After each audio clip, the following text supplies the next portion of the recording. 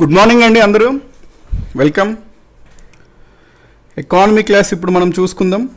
అందరూ వచ్చేసినట్లుగా అండి. ఒక 10 minutes డిలే అయిందండి. సో దట్ మనము 10:10కి స్టార్ట్ చేస్తున్నాం కాబట్టి 11:40 వరకు చెప్పుకుందామండి క్లాసు. 11:40 వరకు చూసుకుందాం ఈరోజు క్లాస్ని.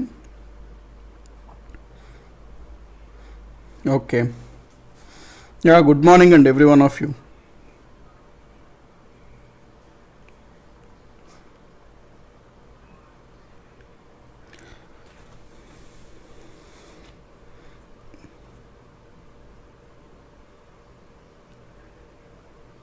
ఓకే, సో మనం ఎకానమీలో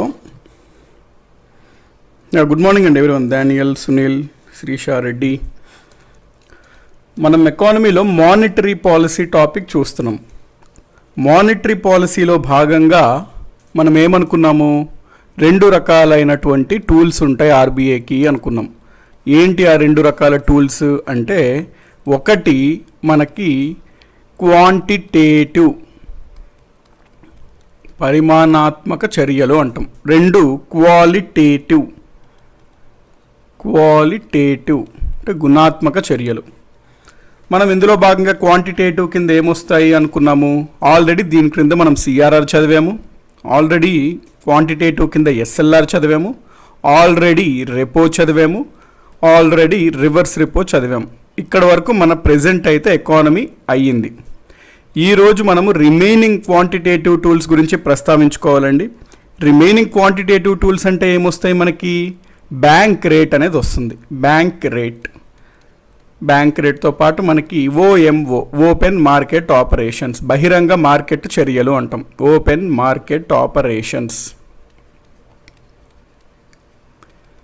మనకి మార్జినల్ స్టాండింగ్ ఫెసిలిటీ అనేది కూడా ఒక type of monetary policy quantitative tool అండి. మార్జినల్ స్టాండింగ్ ఫెసిలిటీ, ఎంఎస్ఎఫ్ అంటాం. Marginal standing facility. ఈరోజు ఫస్ట్ అయితే మనము ఈ bank rate, open market operations, marginal standing facility ఆ 3 చూద్దాం. అది కంప్లీట్ అయిన తర్వాత దెన్ మనము క్వాలిటేటివ్ టూల్స్ లోపలికి వెళ్ళి, ఇక్కడ ఇదేమి ఉండదండి, సింపుల్ జస్ట్ బ్రీఫ్గా ఒక 2-3 ఉంటాయి, బ్రీఫ్గా చూడటమే. ఇంపార్టెంట్ క్వాంటిటేటివ్ అనమాట. ఎప్పుడన్నా ఇంపార్టెంట్ ఏంటి అంటే క్వాంటిటేటివ్ ఇంపార్టెంట్, క్వాలిటేటివ్ ఈ 3 కంప్లీట్ అయ్యాక మనం వీటి గురించి కూడా చూద్దాము. దెన్ మనము most important topic regarding monetary policy, MPC monetary policy కాబట్టి అవన్నీ చూద్దాం ఈరోజు క్లాస్లో. సో స్టార్ట్ అయితే చేద్దాం.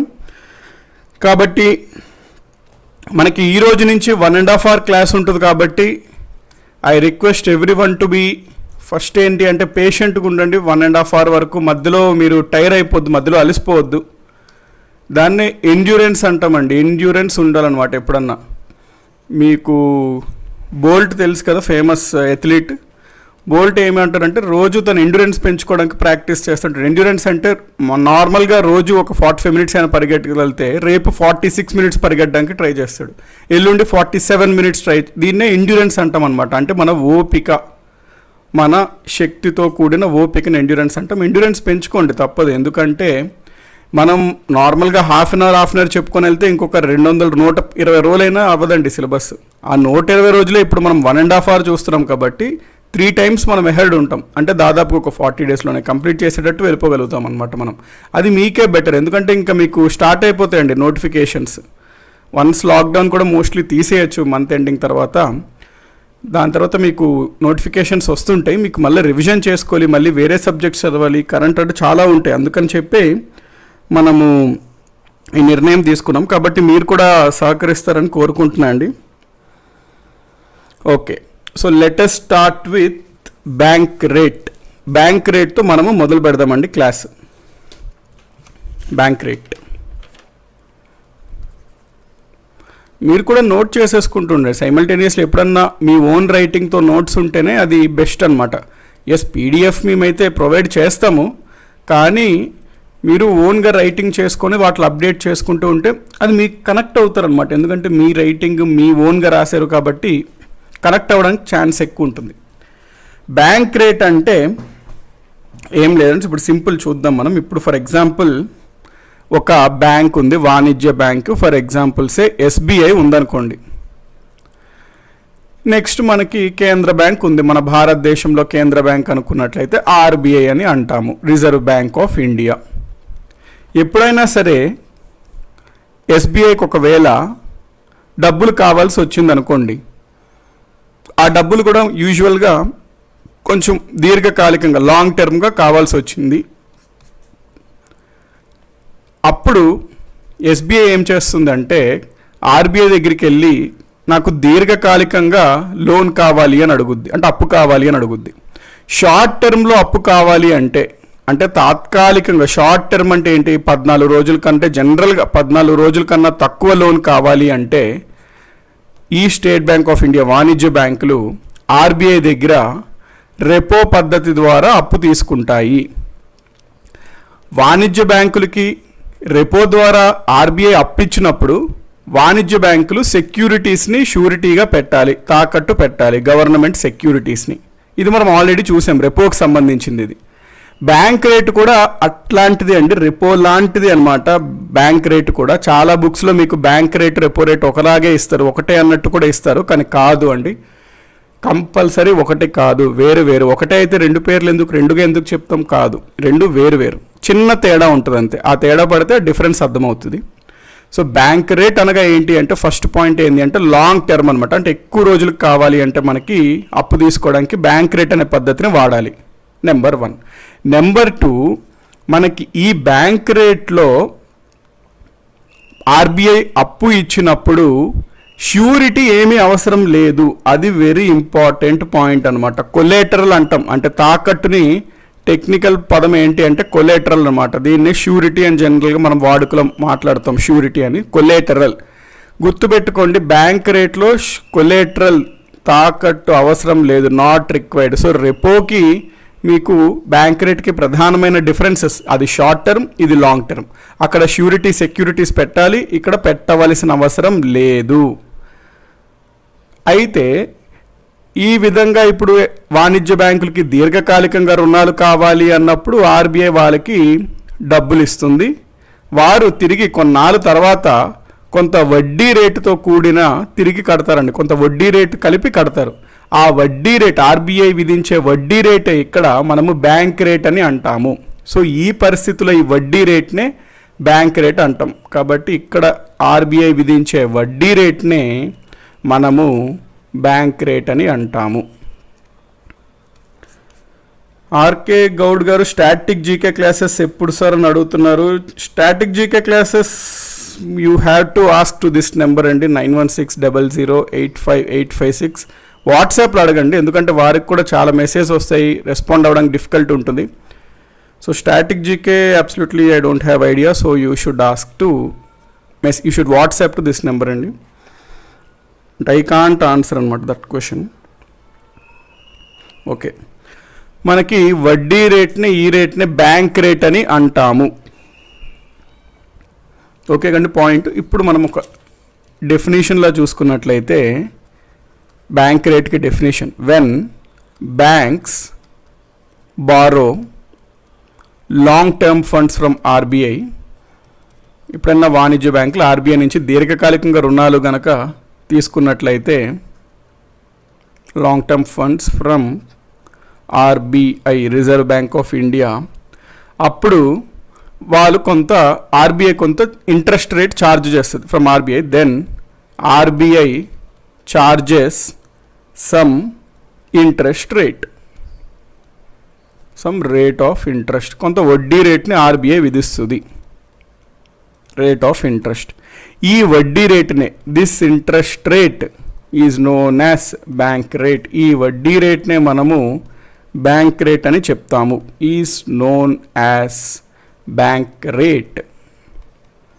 బ్యాంక్ రేట్, బ్యాంక్ రేట్లో మనకి కొలేటరల్ అనేది అవసరం లేదు, నాట్ రిక్వైర్డ్.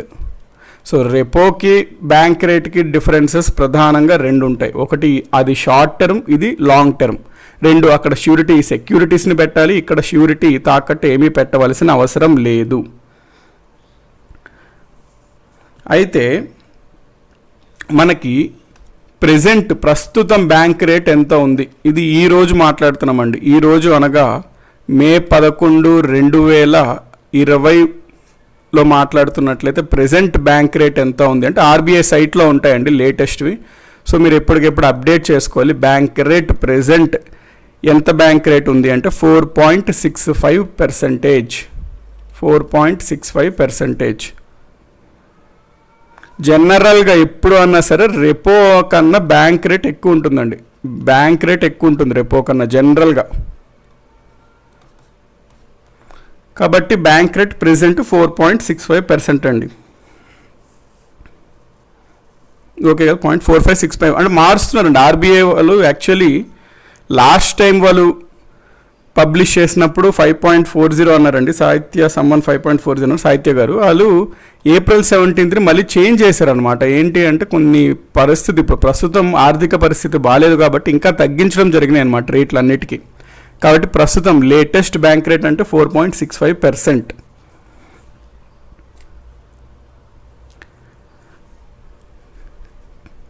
ఇప్పుడు మనము జనరల్గా మన యాజ్ ఇట్ ఈస్ క్వశ్చన్స్ అడిగే ఫార్మాట్లో చూద్దాం. ఏంటి అంటే ద్రవ్యోల్బణన సిచ్యువేషన్ ఉందనుకోండి, అంటే ఆర్థిక వ్యవస్థలో ద్రవ్యోల్బణం పరిస్థితి ఉందనుకోండి.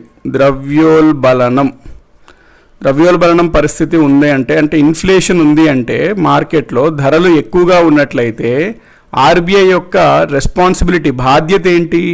ఆ ద్రవ్యోల్బణం ఇన్ఫ్లేషన్ని తగ్గించాలి. ఆర్బీఐకి తగ్గించడానికి వాడే టెక్నిక్సే మానిటరీ టూల్స్ అంటాం. అందులో ఇప్పుడు మనం చూస్తుంది బ్యాంక్ రేట్.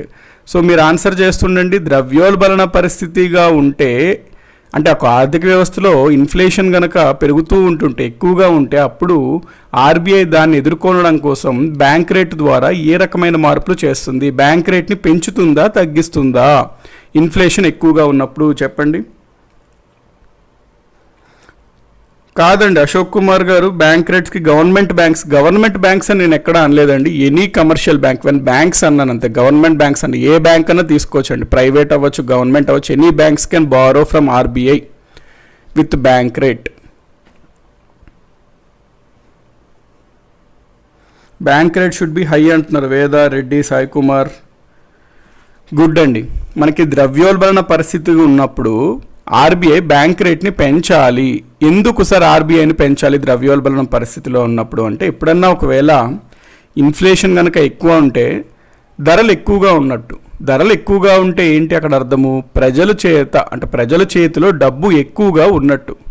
అందుకే ఎప్పుడన్నా ధరలు పెరుగుతాయి. మరి అట్లాంటప్పుడు ఆర్బీఐ ప్రజల దగ్గర నుంచి చేతిలో ఉన్న డబ్బుని అంటే ఒక ఆర్థిక వ్యవస్థలో ద్రవ్య సరఫరా మనీ సప్లైని తగ్గించాలి అంటే చేయాల్సింది ఏంటి?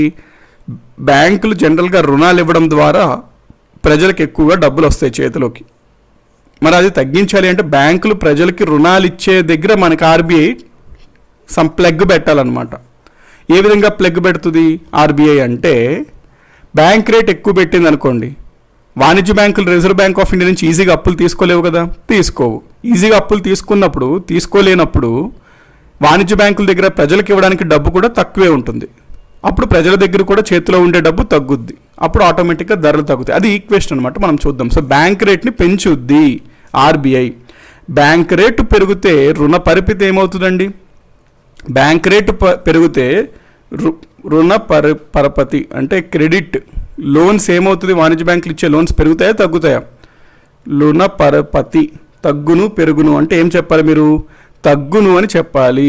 ఎందుకు? మనం ఇందాకే చూసాం, ఎక్కువ బ్యాంక్ రేట్ ఉంటే వాణిజ్య బ్యాంకులు పెద్దగా తీసుకోవు ఆర్బీఐ దగ్గర అప్పులు. ఎక్కువ అప్పులు తీసుకోకపోతే వాణిజ్య బ్యాంకులు ఇచ్చే అప్పులు కూడా తగ్గిస్తారంటే అప్పులు పెద్దగా ఇవ్వరు జనాలకి. నెక్స్ట్ బ్యాంక్ రేట్ కనుక ఎక్కువగా ఉన్నట్లయితే ఇవన్నీ రకాలండి ప్రశ్నలు అడిగే రకాలు. బ్యాంక్ రేట్ ఎక్కువగా ఉంటే ద్రవ్య చలామణి ఏమవుతుంది అంటాడు. ద్రవ్య చలామణి అంటే మనీ సప్లై. ద్రవ్య చలామణి ఏమవుతుంది అంటాడు. మనీ సప్లై ఏమవుతుంది? బ్యాంకు రేటు కనుక ఎక్కువగా ఉన్నట్లయితే ద్రవ్య చలామణి ఏమవుతుంది మార్కెట్లో అంటే తగ్గుద్ది. బ్యాంక్ రేటు కనుక ఎక్కువగా ఉన్నట్లయితే మరి ద్రవ్య సరఫరా తగ్గింది కాబట్టి ప్రజల చేతిలో ఉన్న డబ్బులు తగ్గాయి కాబట్టి ప్రజల యొక్క పర్చేసింగ్ పవర్ కొనుగోలు శక్తి ఏమవుతుంది? కొనుగోలు శక్తి తగ్గుతుంది.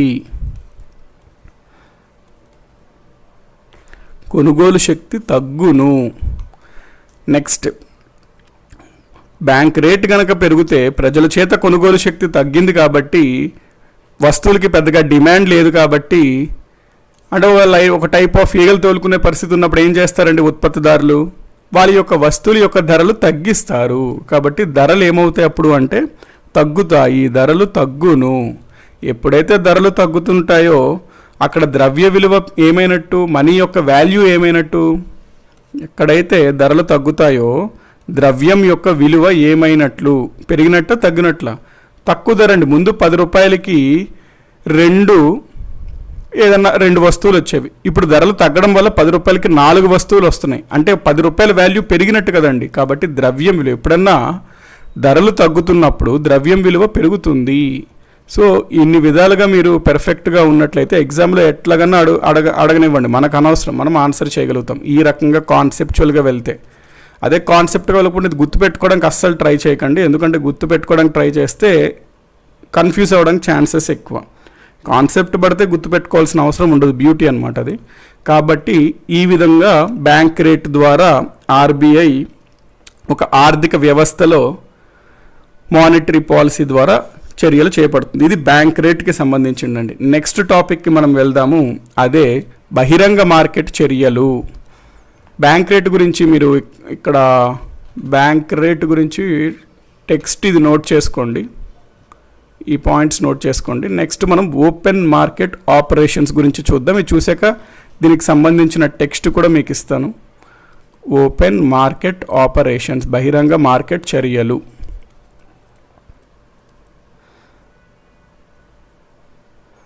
అవునండి, ఇక్కడ ధరలు తగ్గడం అంటే ఏంటి?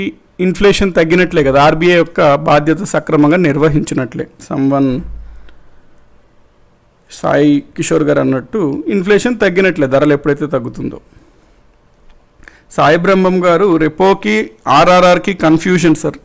ఎందుకండి కన్ఫ్యూజన్? మనం చెప్పాక కన్ఫ్యూజన్ ఇంకా ఉండకూడదు మీకు. ఎందుకంటే క్లియర్గా అప్పుడు చెప్పారు రివర్స్కి రివర్స్ రెపోకి డిఫరెన్స్ ఏంటి అని. రివర్స్కి రివర్స్ రిపోకి డిఫరెన్స్ ఏంటి? ఇక్కడ వాణిజ్య బ్యాంకులు ఉన్నాయనుకోండి, స్టేట్ బ్యాంక్ ఆఫ్ ఇండియా అనుకోండి, ఇక్కడ ఆర్బీఐ ఉందనుకోండి. అంటే షార్ట్ టర్మ్లో ఆర్బీఐకి సడన్గా ఎస్బీఐకి డబ్బులు కావాల్సి వచ్చింది, సడన్గా ఓ 3 రోజులకి 4 రోజులకి ఆ మనీ మిస్ మ్యాచ్ అవుతుంటుంది కదండి, అక్కడ అవసరం పడింది. అప్పుడు ఆర్బీఐని కోరుతుంది డబ్బులు. ఆర్బీఐ అడుగుద్ది నాకు తాకట్టు పెట్టు గవర్నమెంట్ సెక్యూరిటీస్ అంటే తాకట్టు పెడతారు సెక్యూరిటీస్ని. మళ్ళీ తిరిగి 8 రోజుల తర్వాత నేను 100 రూపాయలు ఇప్పుడు మీరు నాకు ఇవ్వండి, నేను 8 రోజుల తర్వాత మీకు 104 రూపాయలు ఇస్తాను, అట్లాగే అగ్రిమెంట్ పెట్టుకుంటారు రెపో రేటు బట్టి. 4 రోజుల తర్వాత ఎస్బీఐ తిరిగి డబ్బులు ఇస్తుంది ఆర్బీఐకి, ఆర్బీఐ తిరిగి ఎస్బీఐ తాకట్టు పెట్టిన సెక్యూరిటీస్ ఎస్బీఐకి ఇచ్చేస్తుంది. ఇది రెపో. ఇది ఎప్పుడు అవుతుంది? వాణిజ్య బ్యాంకులకి డబ్బులు అవసరం ఉన్నప్పుడు. రివర్స్ రెపో అంటే ఎప్పుడు? వాణిజ్య బ్యాంకుల దగ్గర ఎప్పుడన్నా డబ్బు ఎక్కువగా ఉందనుకోండి, అంటే కొంచెం మిగులుగా ఉంది డబ్బులు అవసరం దానికన్నా, ఏదైనా చేయొచ్చు, బ్యాంకులు రుణాలు ఇచ్చుకోవచ్చు, ఏదైనా చేయొచ్చు. కానీ రుణాలు ఇస్తే మరి అందరూ ఎగవేస్తున్నారు, ఇందుకనే ఆర్బీఐలో దాచుకుందాం కొంత బెటర్ కదా అని ఒకవేళ ఏదైనా వాణిజ్య బ్యాంకులు కనుక భావిస్తున్నట్లయితే తనకి ఉన్న మిగిలిన డబ్బులని ఆర్బీఐ దగ్గర జమ చేసుకోవచ్చు, డిపాజిట్ చేసుకోవచ్చు ఆ డబ్బు. దానికి గాను ఆర్బీఐ కొంత వడ్డీ రేట్ని చెల్లిస్తుంది అనమాట. అంటే ఎస్బీఐ 100 రూపాయలు ఉంచుకున్నట్లయితే ఆర్బీఐ దగ్గర ఒక 4 నెలల తర్వాత, 5 నెలల తర్వాత, 6 నెలల తర్వాతనో ఒక 104 రూపాయలు ఇస్తుంది అనమాట ఆర్బీఐ తిరిగి ఎస్బీఐకి. ఇది ఎంత వడ్డీ రేటు ఆర్బీఐ ఇస్తుందో వాళ్ళు దాచుకున్న డబ్బులకి, దాన్ని రివర్స్ రెపో అంటాం. సింపుల్ అది. మీరు ఎప్పుడన్నా డౌట్ ఉంటే మళ్ళీ చూడండి ఆ క్లాస్. ఒకసారికి అర్థమవ్వలేదు అని చెప్పి మీరు అర్థమవ్వలేదు అని తీసుకోకండి, 2-3 టైమ్స్ చూడండి, డెఫినెట్లీ క్లారిటీ వస్తుంది. ఓకే, మనకి ఓపెన్ మార్కెట్ ఆపరేషన్స్ గురించి చూద్దామండి. ఓపెన్ మార్కెట్ ఆపరేషన్స్, బహిరంగ మార్కెట్ చర్యలు. ఇప్పుడు మనకి ఆర్బీఐ దగ్గర ఉన్న ఇంకొక ఆప్షన్ ఏంటి అంటే, ఒక ఆర్థిక వ్యవస్థలో ద్రవ్య చలామణి అంటే మనీ సప్లై రెగ్యులేట్ చేయాలి, నియంత్రణ చేయాలి అంటే రకరకాల ఆప్షన్స్ చూసాము ఆర్బీఐ దగ్గర ఉన్నవి. ఆర్బీఐ దగ్గర ఉన్న ఇంకొక ఆప్షన్ ఏంటి అంటే ఓఎంఓస్ అంటాం, ఓపెన్ మార్కెట్ ఆపరేషన్స్ అంటాం. అన్నిటికన్నా ఎఫెక్టివ్ ఇది పనిచేస్తుంది. ఆర్బీఐ కూడా ఎక్కువగా ద్రవ్య చలామణిని నియంత్రించడానికి ఈ పద్ధతినే వాడుతుంది. ఎందుకంటే ఇది డైరెక్ట్ ఇంపాక్ట్ ఉంటుంది అనమాట. ఏ విధంగా చూద్దాం, ఇది ఏ విధంగా నడుస్తుందో చూద్దాం.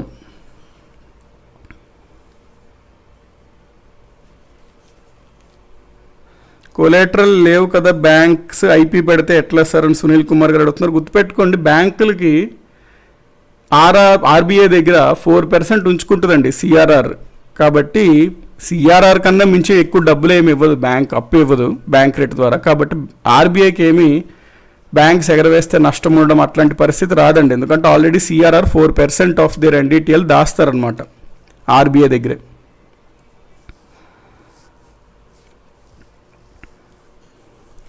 ఇప్పుడు మనకి ఆర్థిక వ్యవస్థలో ఒకవేళ కనుక పరిస్థితి ఏంటి, ద్రవ్యం చలామణి ఎక్కువగా ఉందనుకోండి. ద్రవ్య చలామణి అంటే ద్రవ్యోల్బణం ఉందనుకోండి. బేసికలీ ఇన్ఫ్లేషన్ బాగా పెరుగుతుంది, ధరలు బాగా పెరిగిపోతున్నాయి.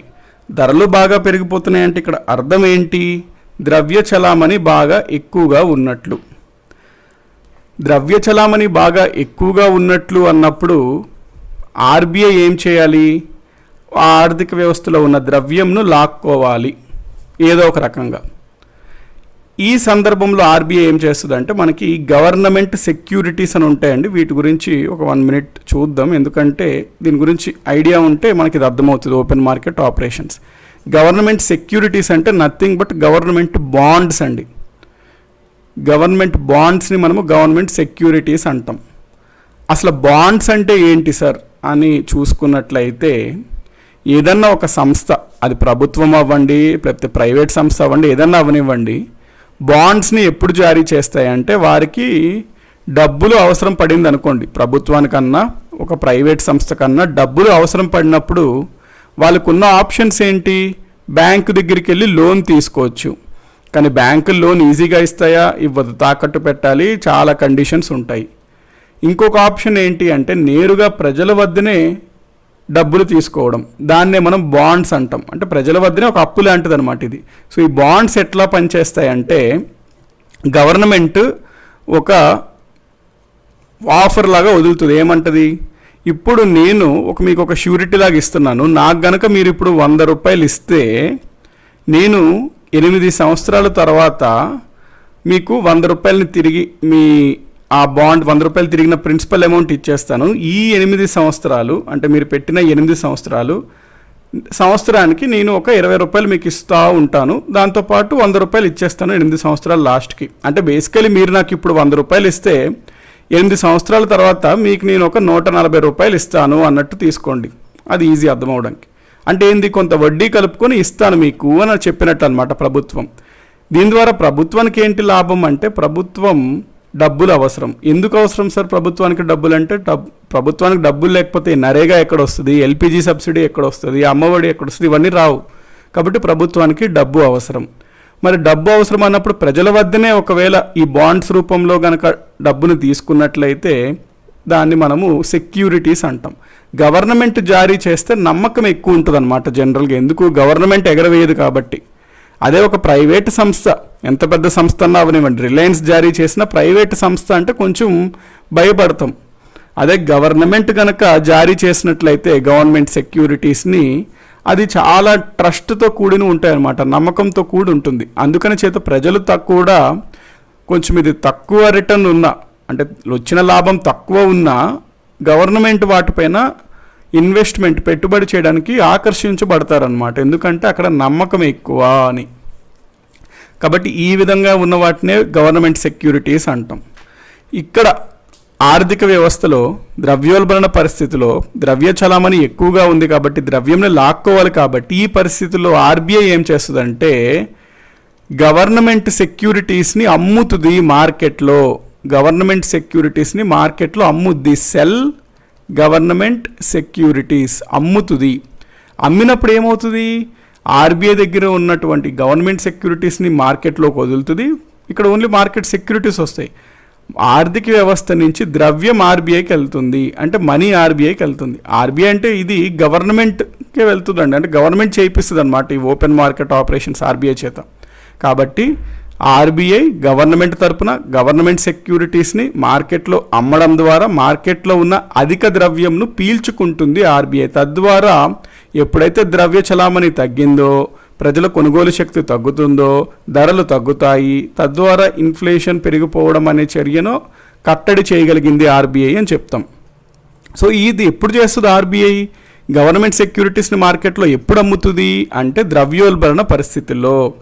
ఒకవేళ గనక మనకి డీఫ్లేషన్ ఉందనుకోండి, డీఫ్లేషన్ అంటే ఏంటి, ధరలు బాగా తగ్గిపోతున్నాయి, ఇది కూడా మంచిది కాదు ఆర్థిక వ్యవస్థలో అని మనం చూసుకున్నాం.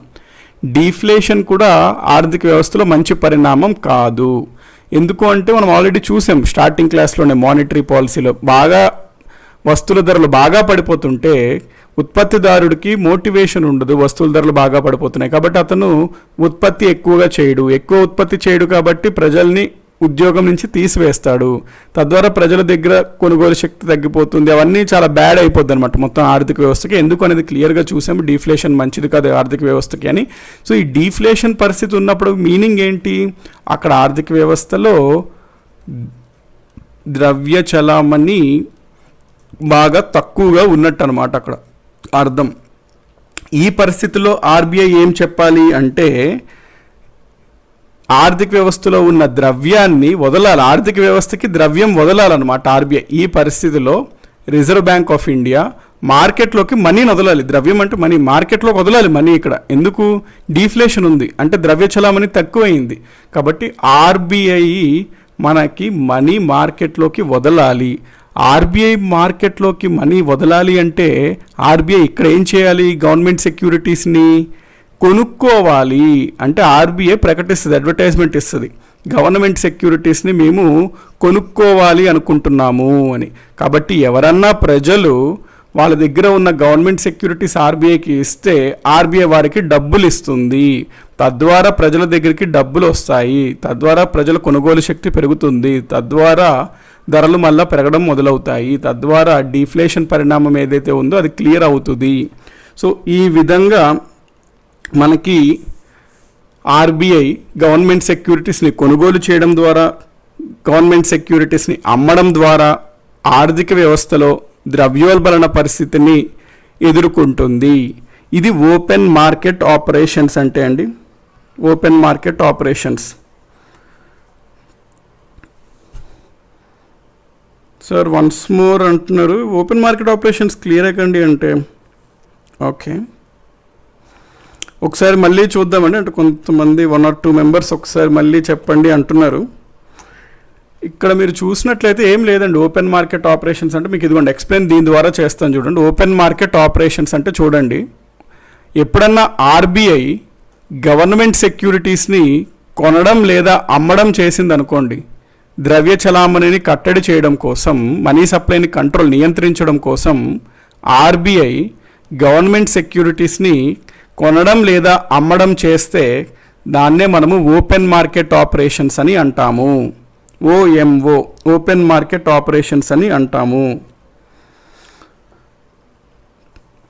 సాయిబ్రహ్మం గారు, ఆర్బీఐ క్వాలిటేటివ్ క్వాంటిటేటివ్ మెథడ్స్ ఒకటే టైంలో అండి మీకు ఒకేసారి వదులుతాయి అనమాట. రెపో ఎంత, రివర్స్ రెపో ఎంత అన్నీ ఒకేసారి వదులుతాయి అనమాట. ఎవ్రీ 3 monthsకి ఒకసారి క్వార్టర్లీకి వదులుతుంటుంది, రెపో ఎంత, రివర్స్ రెపో ఎంత అవన్నీ అని చెప్పి. సో అన్ని టూల్స్ ఉపయోగించుకొని ఆర్థిక వ్యవస్థలో ద్రవ్యోల్బణ పరిస్థితిని ఎదుర్కొంటుందండి, ప్రతి టూల్ని వాడుకుంటుంది ఆర్బీఐ. సో క్వశ్చన్స్ ఉంటే మోస్ట్లీ లాస్ట్లో కింద కమెంట్ సెక్షన్ కన్ఫర్మ్ చేసుకుందామండి. ఎందుకంటే చాలామందికి ఏంటి అంటే ఫ్లో డిస్టర్బ్ అవుతే వాళ్ళకి ఆ కాన్సన్ట్రేషన్ మిస్ అయిపోతుంది. కాబట్టి మనము ఇది చూడండి, ఓపెన్ మార్కెట్ ఆపరేషన్స్లో ఎప్పుడన్నా ఆర్బీఐ గవర్నమెంట్ సెక్యూరిటీస్ని కొనుగోలు లేదా అమ్మడం చేత ఆర్థిక వ్యవస్థలో ద్రవ్య సరఫరాని నియంత్రించగలిగితే ఆ ప్రక్రియనే మనము ఓపెన్ మార్కెట్ ఆపరేషన్స్ అంటాము, బహిరంగ మార్కెట్ చర్యలు అని అంటాము. నెక్స్ట్, గవర్నమెంట్ సెక్యూరిటీస్ అంటే ఏంటి జనరల్గా, ఇది ఒక పీస్ ఆఫ్ పేపర్, అంటే ఒక కాగితం అన్నమాట. ఇది ఏమని ఉంటుంది, మీరు నాకు 100 రూపాయలు ఇస్తే ఇప్పుడు నేను మీకు ఒక సంవత్సరం తర్వాత లేకపోతే 10 సంవత్సరాల తర్వాత మీకు నేను 180 రూపాయలు ఇస్తాను, అట్లాగే ఏదో ప్రకటిస్తారనమాట. అంటే ఇప్పుడు మీరు నాకు డబ్బులు ఇస్తే కొంతకాలం తర్వాత నేను మీకు కొంచెం ఎక్కువ డబ్బులు తిరిగిస్తాను అనేది. సో దాన్నే బాండ్ అంటాము. గవర్నమెంట్ బాండ్ని వదిలితే దాన్ని మనం గవర్నమెంట్ బాండ్ అంటాం, గవర్నమెంట్ సెక్యూరిటీ అంటాం. ఏదన్నా ఒకటి, గవర్నమెంట్ సెక్యూరిటీస్ అంటే అది. కాబట్టి జనరల్గా గవర్నమెంట్ ఈ విధంగా కూడా తనకు కావాల్సిన అప్పులను ప్రజల దగ్గర నుంచే డైరెక్ట్గా తీసుకుంటుందండి. ఇది కూడా ఒక అప్పు రాగే కదా. కాబట్టి గవర్నమెంట్కి డబ్బులు అవసరం ఉన్నప్పుడు ఆర్బీఐ దగ్గర అప్పు తీసుకుంటుంది, బ్యాంకుల దగ్గర అప్పు తీసుకుంటుంది, విదేశాలు అంటే ఎక్స్టర్నల్ నుంచి అప్పులు తీసుకుంటుంది, ప్రజల వద్ద కూడా అప్పు తీసుకోవచ్చు. ఏ విధంగా అంటే గవర్నమెంట్ సెక్యూరిటీస్ని ప్రజలకు అమ్మడం ద్వారా. ఇప్పుడు ఒకవేళ పరిస్థితి ఆర్థిక వ్యవస్థలో ఎకానమీలో ఇన్ఫ్లేషనరీ ట్రెండ్ ఉందనుకోండి, అంటే ద్రవ్యోల్బణ పరిస్థితి ఉందనుకోండి, అప్పుడు అర్థం ఏంటి? ద్రవ్యోల్బణం ఇన్ఫ్లేషన్ ఉందంటే వస్తువుల యొక్క ధరలు రోజు పెరుగుతూ వెళ్తున్నాయి అని అర్థం. అప్పుడు ఆర్బీఐకి ఉన్న సొల్యూషన్ ఏం చేయాలి? ఆర్బీఐ ద్రవ్య చలామణిని ఆర్థిక వ్యవస్థలో తగ్గించాలి. అప్పుడు ఈ గవర్నమెంట్ సెక్యూరిటీస్ని అమ్ముతుంది. గవర్నమెంట్ సెక్యూరిటీస్ని అమ్మడం ద్వారా ప్రజల దగ్గర ఉన్న డబ్బులని ఆర్బీఐ పీల్చుకుంటుంది, తద్వారా ద్రవ్యోల్బణ పరిస్థితిని ఎదుర్కొంటుంది. సో ఇన్ఫ్లేషన్ ఉన్నప్పుడు మార్కెట్లో ఆర్బీఐ గవర్నమెంట్ సెక్యూరిటీస్ని అమ్ముతుంది, తద్వారా ఏమవుతుంది? ఇక్కడ మార్కెట్లో ఉన్న డబ్బు అవైలబిలిటీ తగ్గుద్ది, మనీ అవైలబిలిటీ. మార్కెట్లో ఉన్న వాణిజ్య బ్యాంకులు కూడా ఇవి కొంటాయండి, ఏవి? ఈ గవర్నమెంట్ సెక్యూరిటీస్. మరి గవర్నమెంట్ సెక్యూరిటీస్ కొనేయడానికే వాణిజ్య బ్యాంకులు ఎక్కువగా వెళ్ళిపోయినప్పుడు వాణిజ్య బ్యాంకుల దగ్గర ఉండే డబ్బులు తగ్గిపోతాయి కదండి రుణాలు ఇవ్వడానికి. ఎప్పుడైతే వాణిజ్య బ్యాంకుల దగ్గరికి డబ్బులు ఇచ్చేది, రుణాలు ఇవ్వడానికి డబ్బులు తక్కువగా ఉంటాయో అప్పుడు ఎక్కువ వడ్డీ రేటు ఛార్జ్ చేస్తాయి, ఇంట్రెస్ట్ ఛార్జ్ చేస్తాయి వాణిజ్య బ్యాంకులు జనాలకి అప్పులు ఇవ్వాలంటే. మరి జనాలు అప్పులు పెద్దగా తీసుకోరు, అంతంత వడ్డీ రేట్లు ఉంటాయి. అంటే జనాల దగ్గర పర్చేసింగ్ పవర్ తగ్గినట్టు, అంటే ఇన్ఫ్లేషన్ తగ్గుతుందన్నమాట. ఇవంతా ఒక లింక్ ఉంటుంది అనమాట, ఒక సైకిల్ అనమాట ఇది. కాబట్టి ఇది ఓపెన్ మార్కెట్ ఆపరేషన్స్ అండి. ఎస్ సత్యాగారు అన్నట్టు అమరావతి బాండ్స్ ఇన్ ఏపీ, అట్లా రకరకాల ఎగ్జాంపుల్స్ ఉంటాయండి. ఎప్పటికెప్పుడు నిన్నే మీకు లాస్ట్ నైట్ క్విజ్లో ఒక ఆర్టికల్ చూపించాను, news article, RBI willing to cell ఏదో బాండ్స్ అట్లాగని చెప్పి. ఆర్బీఐ ఇక్కడ ఏంటి అంటే బాండ్స్ని కొనుగోలు చేయడానికి అట్లాగా విల్లింగ్ చూపుతుంది, ఎందుకంటే ద్రవ్యం సప్లై చేయాలన్నమాట ఈ పరిస్థితులు, ఆర్థిక పరిస్థితులు. కాబట్టి అది అండి. అంటే కొంతమంది కొన్ని క్వశ్చన్స్ అడుగుతున్నారు, సో కొంతమంది అర్థమైంది అంటున్నారు కదండి, వాళ్ళకి ఒకసారి మీరే చాట్లో ఒకవేళ ఎవరైనా ఏదైనా క్వశ్చన్ అడిగితే ఐడియా ఉండుంటే పెట్టేసేయండి, సో దట్ మన క్లాస్ అనేది కంటిన్యూషన్ ఫ్లో అవ్వకుండా, అంటే స్టాప్ అవ్వకుండా ఉంటుంది. సో ఎవరికన్నా తెలిస్తే, కొంతమంది ఆన్సర్ చేస్తున్నారు, వెరీ గుడ్, అంటే వేరే అడిగిన క్వశ్చన్కి ఆ విధంగా వెళ్ళిపోండి. ఇంకా ఫర్దర్గా మీకు ఏమైనా క్వైరీస్ ఉంటే కామెంట్స్లో పెట్టడానికి ట్రై చేయండి, ఎందుకంటే అది కరెక్ట్ పద్ధతి అనమాట.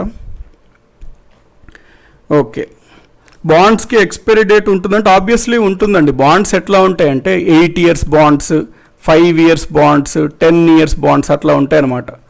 సో ఆబ్వియస్లీ బాండ్స్కి ఒక టైం పీరియడ్ ఉంటుంది.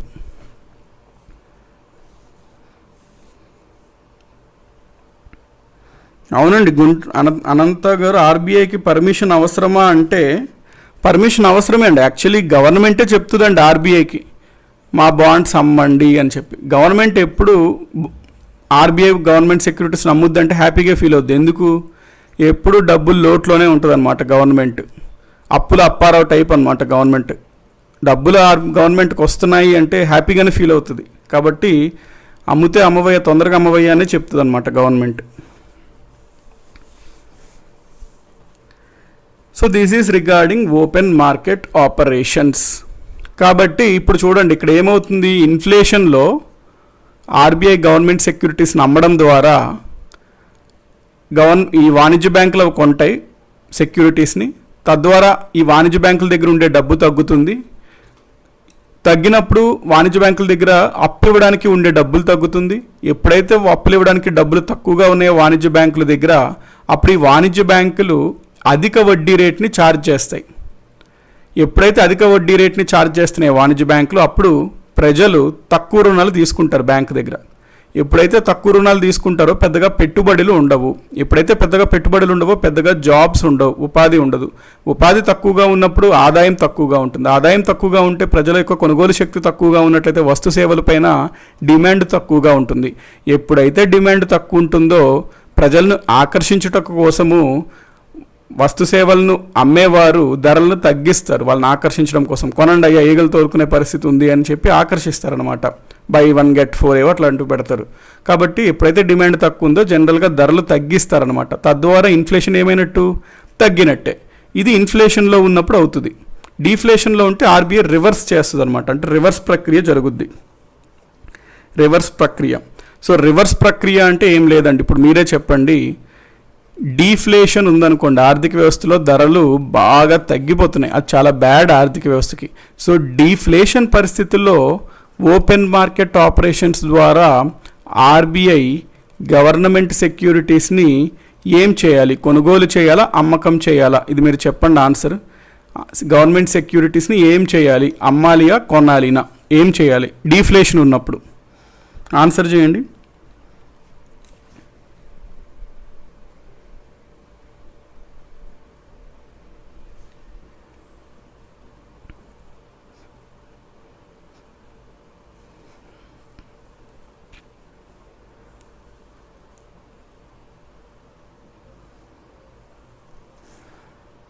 Very good. బాండ్స్ని కొంటుంది అని ఫస్ట్ ఆన్సర్ ఇచ్చినది ఎవరంటే సత్య గారు ఇచ్చారు. ఎఫ్బిఐ కొంటుంది అన్నారు Srujana Bharat. Maybe printing mistake అవచ్చు. ఆర్బీఐ, అదే ఎఫ్బిఐ అంటే మళ్ళీ అది వస్తుంది, federal bureau of investigation. Yes కొనాలి అంటున్నారు. సెల్ అంటున్నారు ఎవరు? అనురాధ గుబిలి గారు సెల్ అంటున్నారు. సెల్ కాదండి, బై అనమాట. డీఫ్లేషన్ ఉన్నప్పుడు కొనుగోలు చేయాలి. సెల్ ఇందాక చూసాం కదా, ఇన్ఫ్లేషన్లో కొనుగోలు చేయాలి. సో ఇదే ప్రశ్న అడుగుతాడు ఎగ్జామ్లో రేపు. మీకు ఈ కాన్సెప్ట్ అర్థమవుతుంది, ఈజీగా ఆన్సర్ చేయగలుగుతారు. లేకపోతే ఇదే చాలా కష్టమైన క్వశ్చన్లా అనిపిస్తుంది.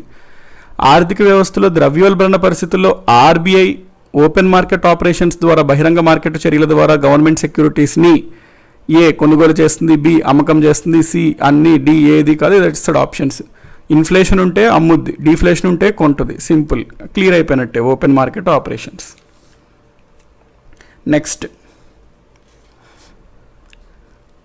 నెక్స్ట్ క్వాలిటేటివ్ టూల్స్లో ఆఖరిదైనటువంటిది మార్జినల్ స్టాండింగ్ ఫెసిలిటీ.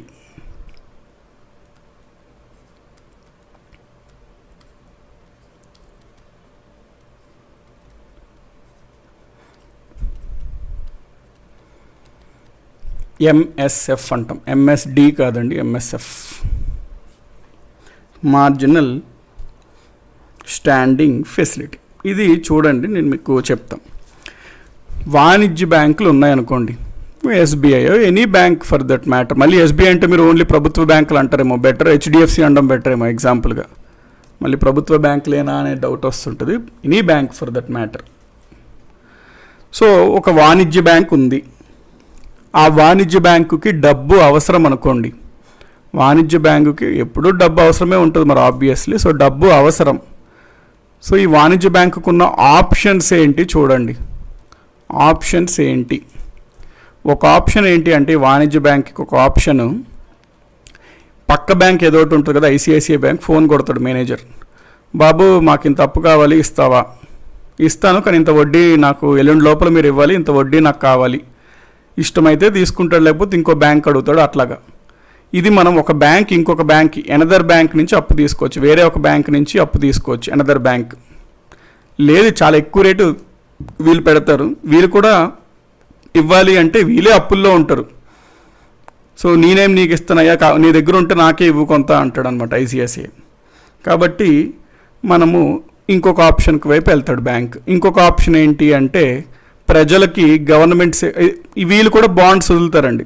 అంటే ఈ హెచ్డిఎఫ్సి బాండ్ అంటాం, అంటే ప్రైవేట్ సంస్థలు కూడా బాండ్స్ వదలొచ్చు. బాండ్స్ అంటే ఏంటి? హెచ్డిఎఫ్సి అంటది, ప్రజల్లారా, నా ప్రియమైన ప్రజల్లారా, ఒక 100 రూపాయలు నాకు ఇవ్వండి దయచేసి, నేను మీకు 2 సంవత్సరాల్లో 120 రూపాయలు ఇస్తాను, ఏదో చెప్పుకుంటారు అనమాట వీళ్ళు. సో పబ్లిక్ దగ్గర కూడా మనీ బాండ్స్ రూపంలో వీళ్ళు తీసుకోవచ్చు. ఎవరైనా కొంటారా ప్రజలు అంటే ఐ డోంట్ థింక్ సో, అంతమంది వీటిపైన ఇన్వెస్ట్ చేస్తారు అని. నువ్వే ఎన్పిఏ పరిస్థితుల్లో ఉండి దివాలా పరిస్థితుల్లో ఉన్నారు బ్యాంకులు, మీ దగ్గర మేము బాండ్ కొంటే ఇంకా మా పరిస్థితి అంతే అని చెప్పి పెద్దగా ఇంట్రెస్ట్ చూపరు. కాబట్టి ఈ ఆప్షన్ బ్యాంకుల దగ్గర పెద్దగా అవ్వట్లేదు. నెక్స్ట్ మనకి ఉన్న ఆప్షన్ ఏంటి వాణిజ్య బ్యాంకుల దగ్గర? ఇంకా ఏమైనా ఆప్షన్స్ ఉన్నాయా అంటే ఏమైనా ఇవ్వండి కమెంట్లో. నెక్స్ట్ వాణిజ్య బ్యాంక్ ఉన్న ఆప్షన్ ఏంటి అంటే మనం ఆల్రెడీ చదివిన దాంట్లోనే చూడండి. బేసికలీ మనం ఆల్రెడీ చదివిన దాంట్లో ఆలోచిస్తే బ్యాంకుకి డబ్బులు కావాలి అన్నప్పుడు ఇంకేం ఆప్షన్ ఉంటుంది బ్యాంక్ దగ్గర అని.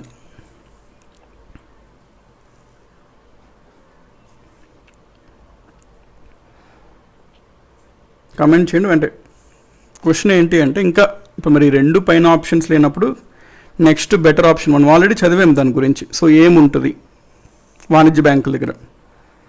షేర్స్ ఓకేనండి, షేర్స్ ఫైన్, పోను ఓకే. మీరు షేర్స్ అమ్ముతారండి. ఆ షేర్స్ ద్వారా పెద్దగా ఒకేసారి డబ్బులు రావన్నమాట. మార్కెట్లో షేర్లు అవుతుంటాయి, వస్తుంటే అది కూడా పబ్లిక్ కిందే వస్తుంది. షేర్స్ కూడా ఒక టైప్ ఆఫ్ పోనీ మీకు బాండ్స్ లేదా షేర్స్ ద్వారా అంటాను. నెక్స్ట్ ఆర్బీఐ నుంచి సతీష్ రెడ్డి గారు, ఫండమెంటల్ అండి ఆర్బీఐ, ఫండమెంటల్ అనమాట. ఆర్బీఐ అనేది ఫండమెంటల్. సో ఆర్బీఐ తలుపు తడుతుంది, అయ్యా నాకు అప్పు కావాలి అని.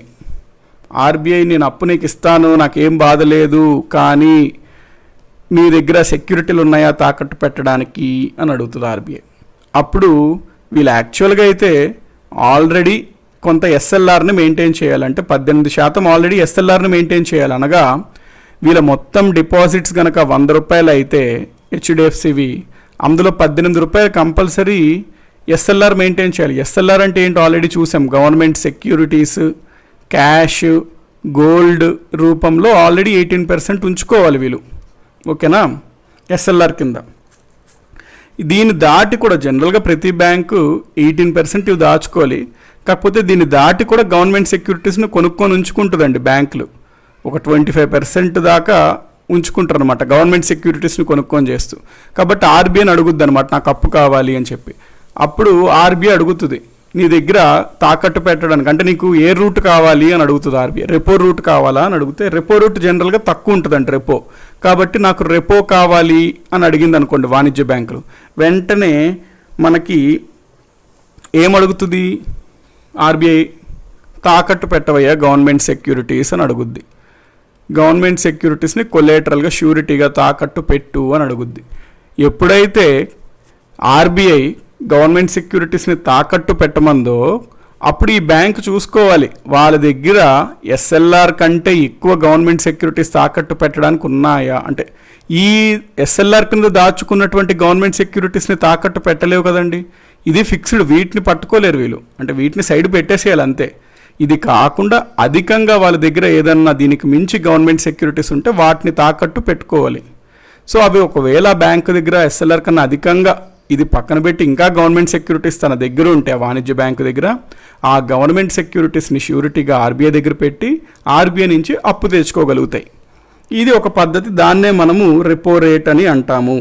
దాన్నే మనము రెపో రేట్ అంటాము. ఇప్పుడు ఒకవేళ అండి జనరల్గా ఇక్కడికి అయిపోతుంది డబ్బులు కావాలన్నప్పుడు బ్యాంకుకి. కానీ కొన్ని బ్యాంకులు ఉంటాయి తెలిసినవే, ఆ బ్యాంకులు ఇప్పుడు కొంతమంది ఉంటారు కదండి, ఒక 100 రూపాయలు ఏదైనా వస్తే వాళ్ళకి ఆ 100 రూపాయలు వెంటనే సినిమా వెళ్ళి బిర్యానీ తినేస్తాడు అనమాట. నెలంతా 100 రూపాయలు ఉంచుకోవాలి, కానీ అతను వెంటనే సినిమాకి వెళ్ళి బిర్యానీ తినేస్తాడు, నెక్స్ట్ డేకి మళ్ళీ ఏముండదు, ఖాళీ అయిపోద్ది. అట్లా బ్యాంకులు కూడా కొన్ని ఉంటాయి. అధికంగా ఉంచుకుంటే మంచిది గవర్నమెంట్ సెక్యూరిటీస్, కానీ అంతా లేదు, మొత్తం అప్పులు ఇచ్చేస్తారు. ఈ ఒక్కటి పెట్టాల్సిన కరెక్ట్గా 18% ఉంచుతారు, రూపాయి కూడా దానికన్నా అడిషనల్గా ఉంచారు, మొత్తం అప్పులు ఇస్తారు. ఎందుకంటే తద్వారానే వాళ్ళకి లాభాలు వస్తాయి కాబట్టి. ఒకవేళ గనక బ్యాంకుల వద్ద ఎస్ఎల్ఆర్ను మించి గవర్నమెంట్ సెక్యూరిటీస్ లేనప్పుడు, అది పాయింట్, ఒకవేళ వాణిజ్య బ్యాంకుల దగ్గర డబ్బు కావాలి కానీ రెపో రేటు ద్వారా ఆర్బీఐ నుంచి అప్పు తీసుకోవాలి అంటే దీనిని మించిన గవర్నమెంట్ సెక్యూరిటీస్ని ఉండాలి తాకట్టు పెట్టడానికి. ఆ ఎడిషనల్ సెక్యూరిటీస్ లేవు అనుకోండి వాళ్ళ దగ్గర తాకట్టు పెట్టడానికి, అప్పుడు మరి ఆర్బీఐ ఒక లాస్ట్ ఆప్షన్ లాగా ఏమిస్తుంది అంటే, బాబు నీకు అప్పు అయితే ఇప్పుడు మనీ అయితే చాలా అవసరం, లేకపోతే నీ బ్యాంక్ దివాలా చేస్తే ప్రజలకి బ్యాంకుల పైన నమ్మకం పోతుంది, నీకు నేను అప్పు ఇస్తాను, మరి ఏం చేస్తాను, కానీ నువ్వు నాకు షూరిటీ పెట్టడానికి కూడా నీకు ఎస్ఎల్ఆర్ అంటే ఎస్ఎల్ఆర్కి అధికంగా నీ దగ్గర ఏం షూరిటీ లేవు, కాబట్టి నువ్వు నాకు షూరిటీ పెట్టకపోతే నేను ఇవ్వను. మరి నువ్వు నా దగ్గర షూరిటీ పెట్టాలి అంటే కేవలం నీ దగ్గర ఎస్ఎల్ఆర్లో ఉన్న ఆ శాతం 18% ఉంది, అంతకన్నా అధికంగా లేదు. కాబట్టి ఇది ఒక లాస్ట్ ఆప్షన్ లాగా నువ్వు ఒక పని చేయి, నీ ఎస్ఎల్ఆర్లో ఉన్న గవర్నమెంట్ సెక్యూరిటీస్ని నా దగ్గర షూరిటీగా పెట్టు, ఏం చేస్తాను, నీకు ఇస్తాను డబ్బులు. కాకపోతే నువ్వు సరైన ఫైనాన్షియల్ డిసిప్లిన్ నీకు లేదు, ఒక ఆర్థికంగా బాధ్యతగా నువ్వు వ్యవహరించట్లేదు, అందుకని చెప్పి నీకు నేను పనిష్మెంట్గా రెపో కన్నా అధికంగా వడ్డీ నేను ఛార్జ్ చేస్తాను. జనరల్గా రెపో కన్నా 1% ఎక్కువ పెడతారు జనరల్గా నువ్వు గవర్నమెంట్ సెక్యూరిటీస్ నీ దగ్గర నార్మల్గా ఎస్ఎల్ఆర్ని దాటి తాకట్టు పెట్టడానికి నీ దగ్గర లేదు, కానీ డబ్బు నీకు చాలా అవసరం, కాబట్టి ఇది ఒక లాస్ట్ ఆప్షన్ లాగా పనిష్మెంట్ లాగా నీకైతే డబ్బులు ఇస్తాను, నువ్వు ఎస్ఎల్ఆర్లో ఉన్న సెక్యూరిటీస్ని వాడుకోవచ్చు. ఈ పరిస్థితుల్లో సెక్యూరిటీస్ పెట్టచ్చు తాకట్టు, నువ్వు ఇదంతా నీ పరిస్థితి వచ్చినందుకు నిన్ను డబ్బులు ఇస్తూ నీకు పెనాల్టీగా 1% అధికంగా వడ్డీ విధిస్తాను అని అంటది ఆర్బీఐ. దీన్నే మనము ఎప్పుడైతే గవర్నమెంట్ సెక్యూరిటీస్ తన దగ్గర అధికంగా లేదో ఎస్ఎల్ఆర్లో ఉన్న సెక్యూరిటీస్ని వాణిజ్య బ్యాంకులు వాడుకొని అవి తాకట్టు పెట్టి అప్పులు తీసుకుంటాయి ఆర్బీఐ దగ్గర. అప్పుడు ఆర్బీఐ విధించే అధిక వడ్డీని మార్జినల్ స్టాండింగ్ ఫెసిలిటీ అని అంటాము. మార్జినల్ స్టాండింగ్ ఫెసిలిటీ అంటాము. అదేనండి, ఒకవేళ ఎస్ఎల్ఆర్కి సరిపోయేంత మాత్రమే ఉంటే సార్ అని గౌతమి గారు అడుగుతున్నారు. సేమ్ పాయింట్, కరెక్ట్గా ఎస్ఎల్ఆర్కి సరిపోయేంతే ఉంటే, అధికంగా లేకపోతే అప్పుడు ఆర్బీఐ ఇందులో ఉన్న సెక్యూరిటీస్నే తాకట్టు పెట్టండి అని అడిగి ఆ సమయంలో అధికంగా వడ్డీ విధిస్తుంది. దాన్నే మార్జినల్ స్టాండింగ్ ఫెసిలిటీ అంటాము. అయితే ఇది ఎప్పుడు రేర్ కేసెస్లో అండి, ఇంకా అది వేరే గతి లేదు అన్నప్పుడే జరుగుద్ది. జనరల్గా ఉంచుకుంటే బ్యాంకులన్నీ 18% అని బ్యాంకు చెప్తే దాదాపుగా 30% దాకా ఉంచుకుంటాయి గవర్నమెంట్ సెక్యూరిటీస్ వాటిల్లో బ్యాంకులు. ఎందుకంటే డబ్బు అవసరం అన్నప్పుడు రెపో ద్వారానే ప్రధానంగా అప్పు తెచ్చుకుంటాయి. రెపోలో గవర్నమెంట్ సెక్యూరిటీస్ని తాకట్టు పెట్టాలి కాబట్టి బ్యాంకులు జనరల్గా గవర్నమెంట్ సెక్యూరిటీని కొనుక్కుంటుంది, ఎస్ఎల్ఆర్ కన్నా అధికంగానే ఉంచుకుంటాయి వాటి దగ్గర. ఈ పాయింట్ క్లియర్ కదండి.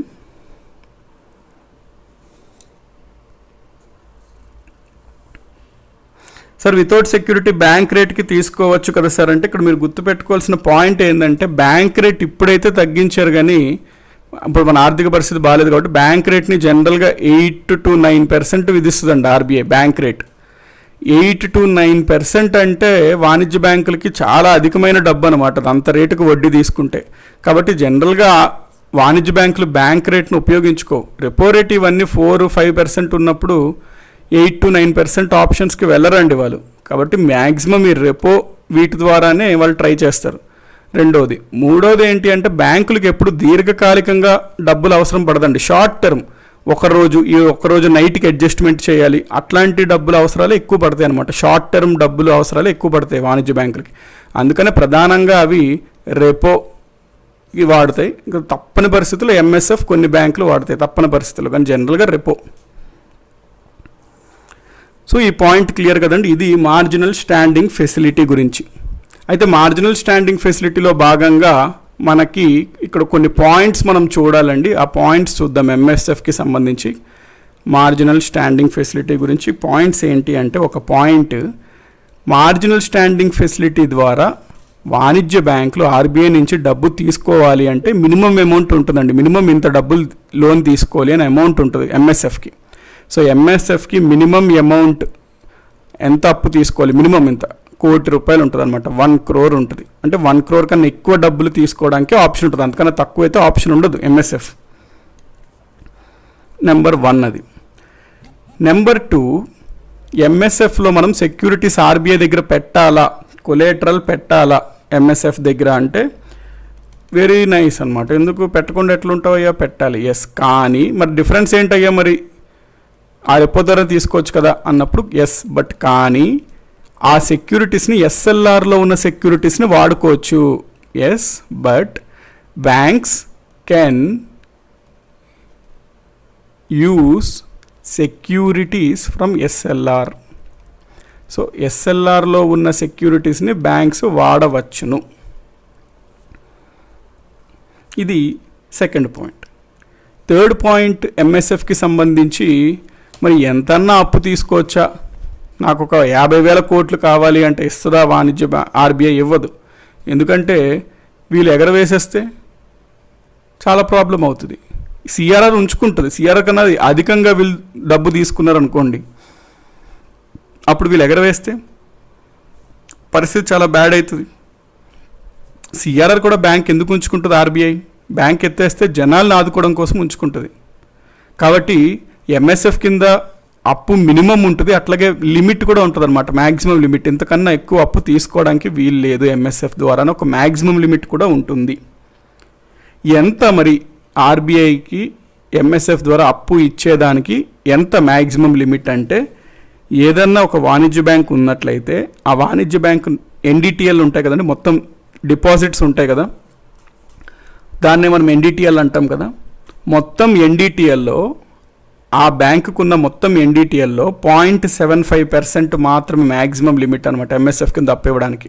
అంటే మన బాలయ్య కమర్షియల్ బ్యాంక్కి 100 కోట్లు ఉన్నాయనుకున్నట్లయితే 100 కోట్లలో 0.75% అంటే ఎంతండి?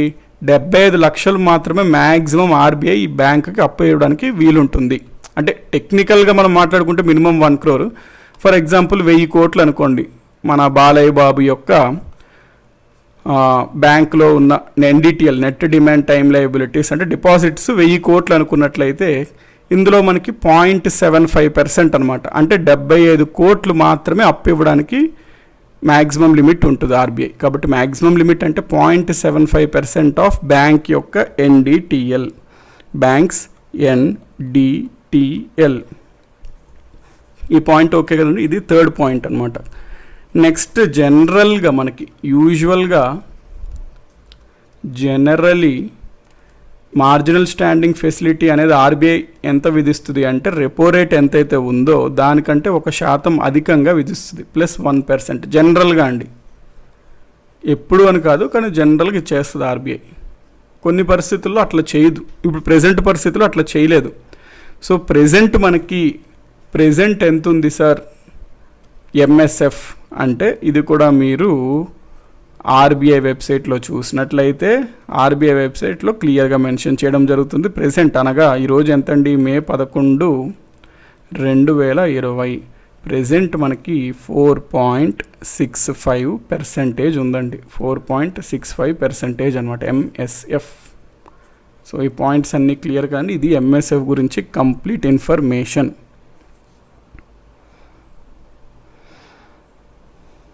ఓకే, ఎంఎస్ఎఫ్ 0.75% అంటున్నారు సాయి కుమార్ పేట దగ్గర. ఎంఎస్ఎఫ్ 0.75% కాదండి, ఎంఎస్ఎఫ్లో మ్యాక్సిమం లిమిట్ అనమాట. అంటే ఇంతకంటే ఎక్కువ డబ్బులు అప్పు ఇవ్వడానికి ఆర్బీఐకి వీలుండదు, ఇంతకన్నా ఎక్కువ డబ్బులు వాణిజ్య బ్యాంకులు కూడా తీసుకోవడానికి వీలుండదు. అది 0.75% అనేది మ్యాక్సిమం లిమిట్ అండి. ఎంఎస్ఎఫ్ ఎంత అంటే 4.65% అంటే ఇంత వడ్డీ ఛార్జ్ చేస్తుంది. అంటే ఇప్పుడు ఏదన్నా ఒక వాణిజ్య బ్యాంకు అప్పు కావాలి అన్నప్పుడు గవర్నమెంట్ సెక్యూరిటీస్ తాకట్టు పెట్టడానికి ఎస్ఎల్ఆర్ కన్నా అధికంగా లేకపోతే ఎస్ఎల్ఆర్లో ఉన్న గవర్నమెంట్ సెక్యూరిటీస్ని తాకట్టు పెట్టుకున్నప్పుడు ఆర్బీఐ 4.65% వడ్డీ రేట్ని విధిస్తుంది.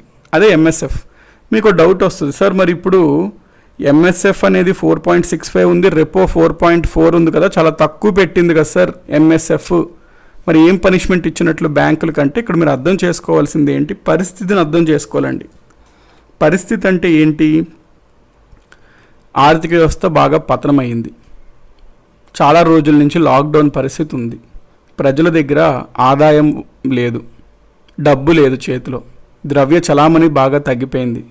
ఇట్లా ఉంటే ఆర్థిక వ్యవస్థ వృద్ధి ఉండదన్నమాట. అందుచేత ఇక్కడ ఆర్బీఐ దగ్గర ఉన్న ఫస్ట్ ఫండమెంటల్ పాయింట్ ఏంటి అంటే ప్రజలకి అధికంగా ఆర్థిక వ్యవస్థలో డబ్బుల్ని పంపు చేయాలి, వదలాలన్నమాట. ఒక్కసారిగా వదలాలి, భారీగా వదలాలి డబ్బులు. భారీగా డబ్బులు వదలాలి అంటే ఆర్బీఐ చేయాల్సిన డిఫరెంట్ పనుల్లో ఒక పని ఏంటి? బ్యాంకులు ఈజీగా ఆర్బీఐ నుంచి డబ్బులు తీసుకునే విధంగా ఉండాలి. అప్పుడు బ్యాంకులు ఆర్బీఐ దగ్గర ఎక్కువ అమౌంట్లో డబ్బులు తీసుకుంటాయి. బ్యాంకులు ఎక్కువ డబ్బులు ఉన్నప్పుడు బ్యాంకుల దగ్గర బ్యాంకులు తక్కువ రేటుకి జనాలకి వడ్డీ ఇస్తాయి. అప్పుడు జనాలు ఎక్కువ డబ్బులు వడ్డీ లోన్లు తీసుకుంటారు, అప్పులు పెట్టుబడులు పెడతారు, ఉద్యోగాలు వస్తాయి, ప్రజలకి ఆదాయం వస్తుంది, కొనుగోలు శక్తి వస్తుంది, వస్తు సేవలకి డిమాండ్ పెరుగుతుంది, దాంతో మళ్ళీ ఆర్థిక వ్యవస్థ పుంజుకుంటుందన్నమాట. ఇది మొత్తం సైకిల్. కాబట్టి పరిస్థితులు బట్టి పెడుతుంటారండి. ఇప్పుడు పరిస్థితి మరి ఆర్థిక పరంగా కొంచెం కన్స్ట్రెయింట్గా ఉంది కాబట్టి ఈ విధంగా రేట్స్ పెట్టడం జరిగినది.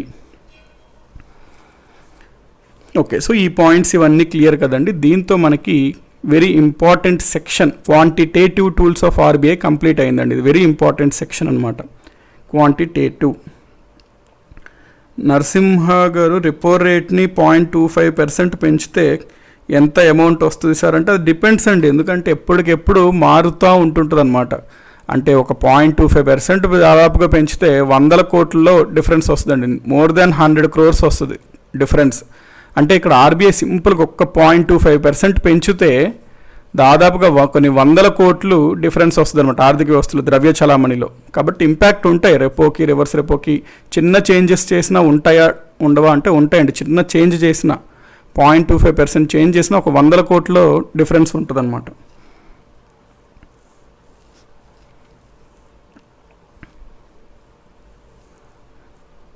అవునండి సాహిత్య గారు, జనరల్గా అయితే మనకి 1% ఎక్కువగా ఉండాలి, 5.40 ఉండాలి జనరల్గా అయితే. కానీ తగ్గించిందనమాట బేసికలీ మనకి ఆర్బీఐ.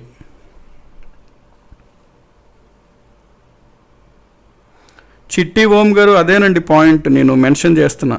జనరల్గా మీరు ఏమంటారంటే సార్ ఎంఎస్ఎఫ్ అంటే రెపో రేట్ ప్లస్ 1% అన్నారు కదా, మరి 4.4 + 1 అంటే 5.4 కదా సార్ అంటున్నారు చిట్టి ఓం గారు. నేను చెప్పే పాయింట్ అదేనండి, జనరల్గా అయితే ఉండాలి 5.4, కానీ ప్రస్తుతం ఆర్థిక పరిస్థితి బాగాలేదండి.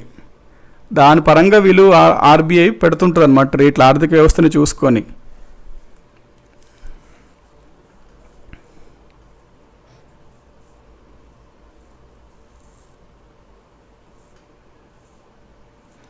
Sir how RBI comes to know how much NDTL present in banks అంటున్నారు సంతోష్ జోగినేని గారు. అంతా ఎలక్ట్రానిక్ అండి, అంతా ఇంటర్నెట్ అనమాట, నెట్ లాంటిది, ఇంటర్నెట్ నెట్ బ్యాంకింగ్ లాంటిది అంతా.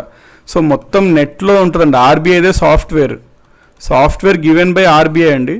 నెట్లో ఉంటాయి అన్ని డీటెయిల్స్. సో ఏ బ్యాంక్కి ఎంతెంత డబ్బులు జమ అవుతుంది, ఎంతెంత విత్డ్రాల్ అవుతుంది, అన్ని డీటెయిల్స్ ఆర్బీఐ దగ్గర ఉంటుందండి. ఎందుకంటే అంతా జరిగేది ఇప్పుడు నెట్ ద్వారానే అనమాట. ప్లస్ ఆర్బీఐ ఇన్స్పెక్షన్స్ కూడా చేస్తుంది ఎప్పటికెప్పుడు వాణిజ్య బ్యాంకుల దగ్గర. ఏదన్నా ఒక బ్యాంకు తప్పుడు లెక్కలు కనుక చూపించినట్లయితే ఫ్రాడ్ చేసి ఆ బ్యాంక్ లైసెన్సులు రద్దు చేస్తుంది, లేకపోతే భారీ పెనాల్టీని విధిస్తుంది అనమాట. కాబట్టి అది ఆబ్వియస్. ఎన్డిటిఎల్ కరెక్టే చెప్తారా బ్యాంకులు అంటే ఆబ్వియస్లీ ఆ మేనేజ్మెంట్ ఆర్బీఐ చేసుకుంటుందండి. ఆర్బీఐదే సాఫ్ట్వేర్ వాడేది, బ్యాంకుల్లో వాడేది.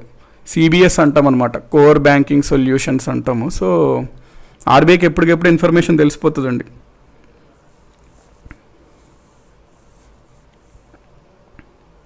ఓకే, మనం దీంతో ఈ ఒక పాయింట్ చూడండి, రెపోకి ఎంఎస్ఎఫ్కి డిఫరెన్స్ ఏంటి అనేది చూడండి. రెపోకి ఎంఎస్ఎఫ్కి, ఎందుకంటే ఈ రెండింటి మధ్యలో కూడా మీకు క్లారిటీ వస్తే బెటర్.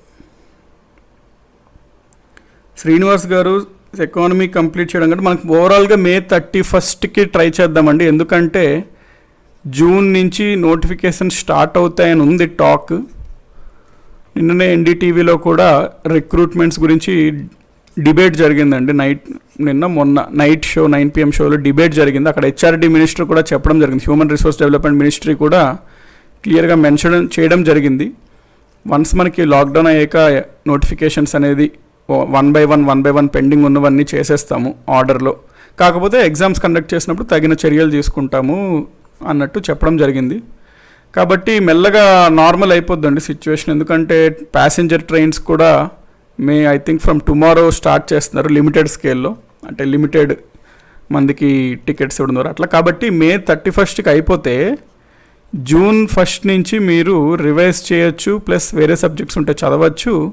మనం ఇది May 31st కంప్లీట్ చేద్దాం. నెక్స్ట్ కావాలంటే ఈ కోర్స్ మనది అయిపోద్ది కాబట్టి కంప్లీట్ ఈ syllabus.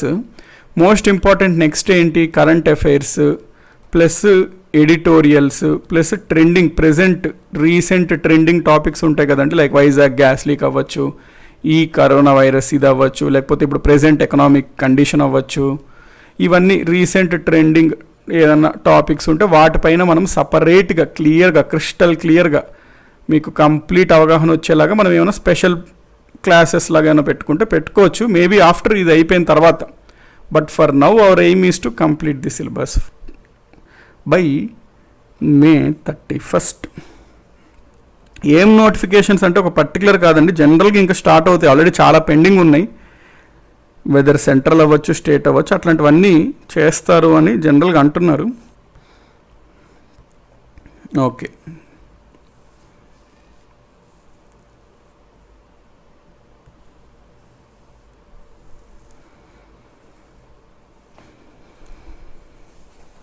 So difference between repo and MSF అంటే చూడండి, మనకి రెపోలో బ్యాంకులు సెక్యూరిటీస్ని ప్లెడ్జ్ చేయాలంటే తాకట్లు పెట్టాలి.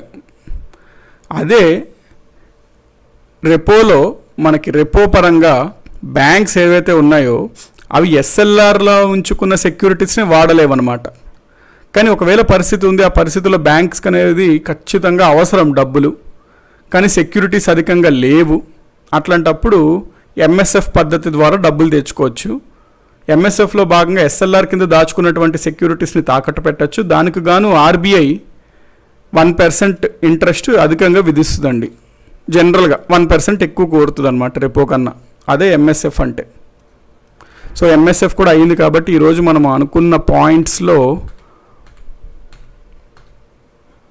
క్వాంటిటేటివ్లో మొత్తం కంప్లీట్ అయిందండి. క్వాంటిటేటివ్ అంటే for example CRR, SLR, repo, reverse repo, bank rate, open market operations, marginal standing facility complete అయింది. నెక్స్ట్ మనం క్వాలిటేటివ్ టూల్స్కి వెళ్దాము. క్వాలిటేటివ్ టూల్స్ నార్మలే ఉంటుందండి, పెద్ద టెక్నికల్గా ఏమి ఉండదు, సింపుల్ పాయింట్స్ అవి.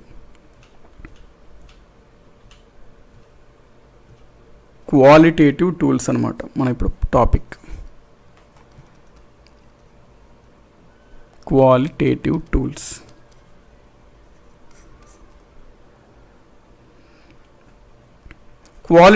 టూల్స్లో మనం ప్రధానంగా ఏవేవి చెప్పుకుంటాము అంటే 4 రకాలు చెప్పుకుంటామండి. ఒకటి మార్జిన్ రిక్వైర్మెంట్స్ అంటాం. Margin requirements.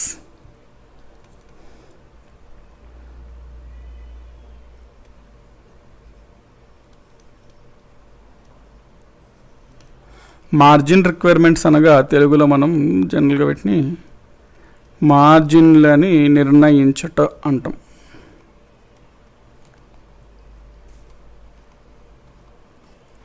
రెండవ క్వాలిటేటివ్ టూల్స్ మనకి కన్జ్యూమర్ క్రెడిట్ రెగ్యులేషన్, వినియోగదారునికే పరపతి నియంత్రణ చేయటం.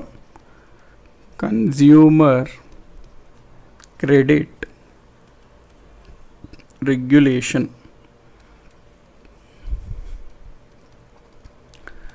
డిఫరెంట్ నోటిఫికేషన్స్ వస్తున్నాయని క్వశ్చన్స్ అడుగుతున్నారు. ఒకటే గుర్తుపెట్టుకోండి, నోటిఫికేషన్స్ వస్తాయా అని పాయింట్ మనం ఎవ్వరం ప్రాక్టికల్గా చెప్పలేమండి. ఎందుకంటే అది కంప్లీట్లీ గవర్నమెంట్ మీద డిపెండ్ అయి ఉంటుంది. వస్తాయా రాదా అని ఎవరైనా చెప్తున్నారు అంటే వాళ్ళు సింపుల్గా ఈ వ్యూస్ కోసం వాటి కోసం చెప్తున్నట్లేండి. మీకు 4 రోజులు వచ్చేస్తుంది నోటిఫికేషన్ అట్లా చెప్తుంటారే, అవన్నీ ఏం నమ్మకండి. అవి టైం వేస్ట్ కూడా చేసుకోకండి. నేను మీ వెల్ విషర్గా చెప్తున్నా కదా, ఎప్పుడన్నా సరే నోటిఫికేషన్స్ కోసం మీరు ఎదురు చూడొద్దు. మీరు రేపు ఎగ్జామ్ పెడుతున్నా, ఏ ఎగ్జామ్ అన్నా సరే మీరు ప్రిపేర్ అవుతున్న కొన్ని ఉంటాయి కదా ఎగ్జామ్స్, ఆ ఎగ్జామ్స్లో ఏ ఎగ్జామ్ రేపన్నా పెట్టినా సందిగ్ధంగా ఉన్నాను నేను అనేలాగా చదవడం పైన ఫోకస్ చేయండి. ఆ నోటిఫికేషన్ ఎప్పుడు ఉంటుంది, ఉంటుందా ఉండదా వాటిపైన ఎక్కువ ఫోకస్ చేయకండి. అంటే నేను అర్థం చేసుకుంటున్నాను మీ పరిస్థితి, ఎందుకంటే ఎన్నో రోజుల నుంచి ప్రిపేర్ అవుతుంటారు, ఏదైనా నోటిఫికేషన్స్ ఉంటా, మోటివేషన్ ఉంటుంది, ఆ పాయింట్స్ అన్నీ ఓకేనండి. కానీ ఎప్పుడన్నా మనము మన చేతిలో ఏదైతే ఉందో వాటిపైనే మనము ఆలోచించాలి. నోటిఫికేషన్స్ వచ్చేది మన చేతిలో ఉందా అండి? మన చేతిలో ఉంది అంటే మీరు దాని గురించి వర్రీ అవ్వండి, ఆలోచించండి. మన చేతిలో లేనప్పుడు అది వాటి గురించి ఎందుకు ఆలోచన? మన చేతిలో ఉన్నది ఏంటి? ఎప్పుడు నోటిఫికేషన్స్ వచ్చినా నేను రెడీగా ఉండేది మన చేతిలో ఉంది. కాబట్టి దీనిపైన మీరు ఫోకస్ చేస్తే బెటర్ అండి.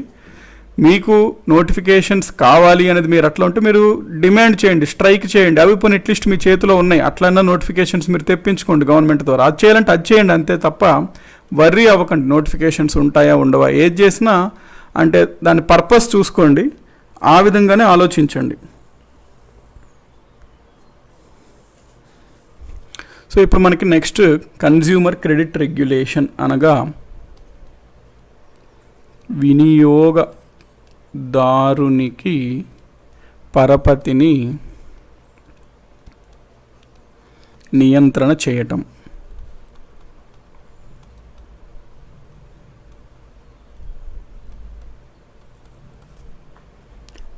వినియోగదారునికి పరపతిని నియంత్రణ చేయడం, ఇది 2. నెక్స్ట్ మనకి 4 ఉంటాయి మొత్తం. సెలెక్టివ్ క్రెడిట్ కంట్రోల్ అంటాం. వీటి గురించి చూస్తామండి ఒక్కొక్కటి గురించి.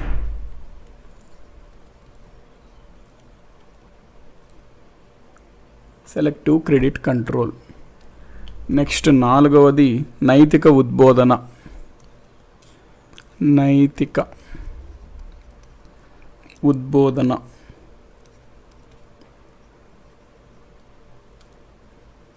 దీన్నే మనము మోరల్ సుయేషన్ అంటాము.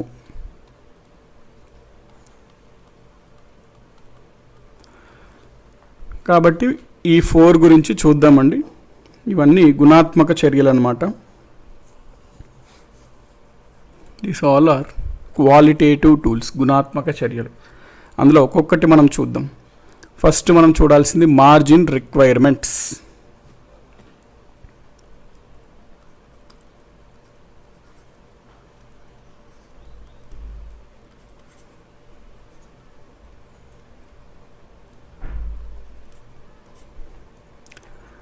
మార్జిన్లని నిర్ణయించటం. అంటే ఇది ఏముండదండి, సింపుల్. ఈ క్వాలిటేటివ్ టూల్స్ అండి సింపుల్ అండి, ఎక్కువగా ఆలోచించకండి, సింపుల్ అనమాట. ఇవి ఏంటి అంటే జనరల్గా మానిటరీ పాలసీలో భాగమే ఇది. మానిటరీ పాలసీలో ఆర్బీఐ ఏం చేస్తుంది, ద్రవ్య సరఫరాని నియంత్రిస్తుంది. తద్వారా బ్యాంకులు అందించే పరపతి రుణాలని నియంత్రిస్తుంది. తద్వారా ఇన్ఫ్లేషన్ డీఫ్లేషన్ కంట్రోల్ చేస్తుంది. కాబట్టి ప్రధానంగా బ్యాంకులు యొక్క పరపతిని పెంచడం తగ్గించడం అనే చర్యలపైన ఎక్కువ ఫోకస్ చేస్తుంది ఆర్బీఐ. దానికోసమే రకరకాల పరికరాలు ఆర్బీఐ ఉపయోగించుకుంటుంది. అందులో క్వాలిటేటివ్ టూల్స్ ఒకటి. అందులో ఫస్ట్ది మార్జిన్ రిక్వైర్మెంట్. ఇది ఏం పాయింట్ చెప్తుందంటే,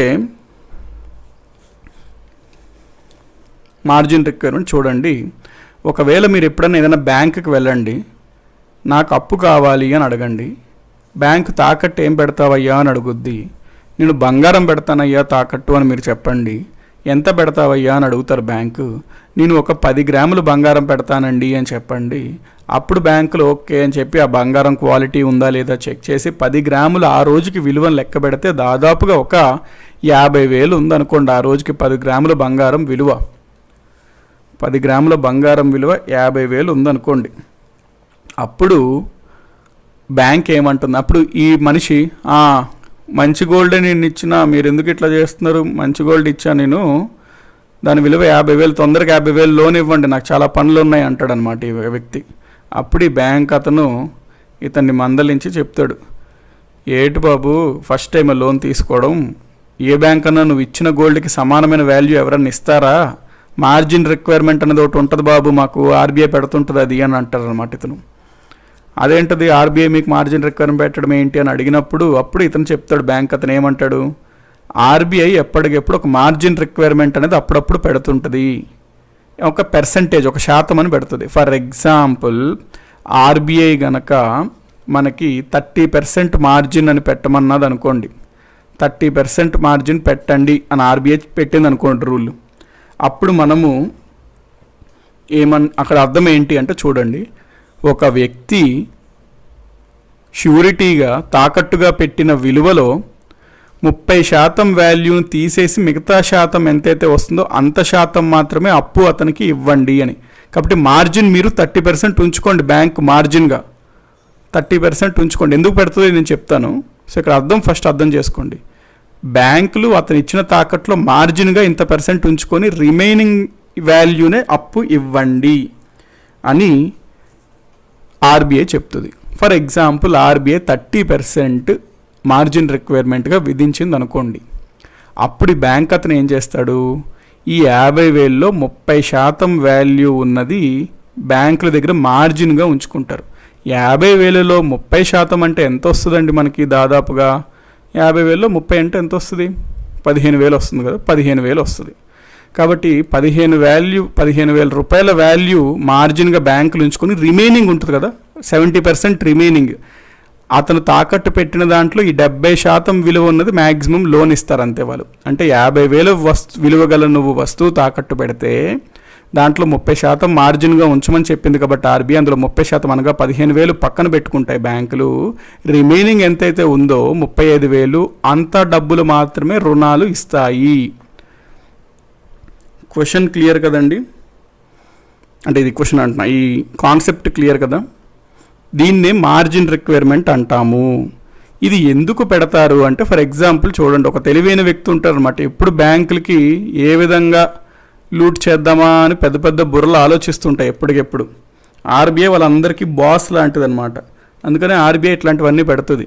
ఫర్ ఎగ్జాంపుల్ ఒక వ్యక్తి రోజు 10 గ్రాములు తాకట్టు పెట్టి 50,000 విలువ కాబట్టి బ్యాంకులు 50,000 విలువ 50,000 అప్పు ఇచ్చారు అనుకోండి బ్యాంక్. ఒకవేళ ఇతను ఒక 10 సంవత్సరాలకు అప్పు తీసుకున్నాడు అనుకోండి, 10 ఇయర్స్కి వడ్డీ ఒక ఎంతో 10% ఎంతో ఉందనుకోండి ఒకవేళ అనుకోండి.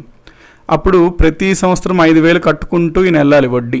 10 సంవత్సరాలకి ఎంత అవుతుంది వడ్డీ, 50,000, మొత్తం 1,00,000 రూపాయలు కట్టాల్సి వస్తుంది ఈయన 10 సంవత్సరాల తర్వాత.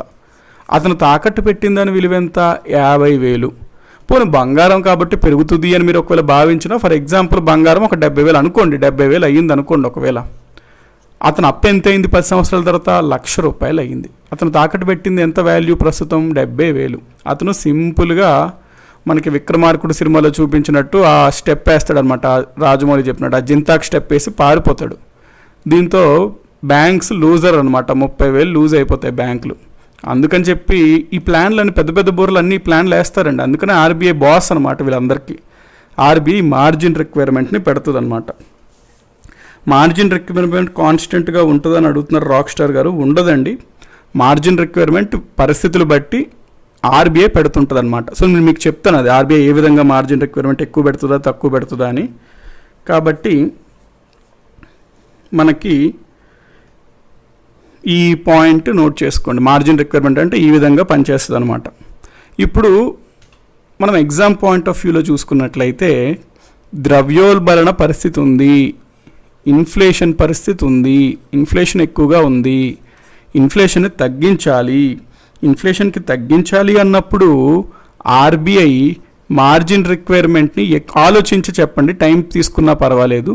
ఇన్ఫ్లేషన్ పరిస్థితుల్లో ఆర్బీఐ మార్జిన్ రిక్వైర్మెంట్ని ఎక్కువ పెడుతుందా తక్కువ పెడుతుందా అనేది నా క్వశ్చన్. ఆలోచించి ఆన్సర్ చేయండి.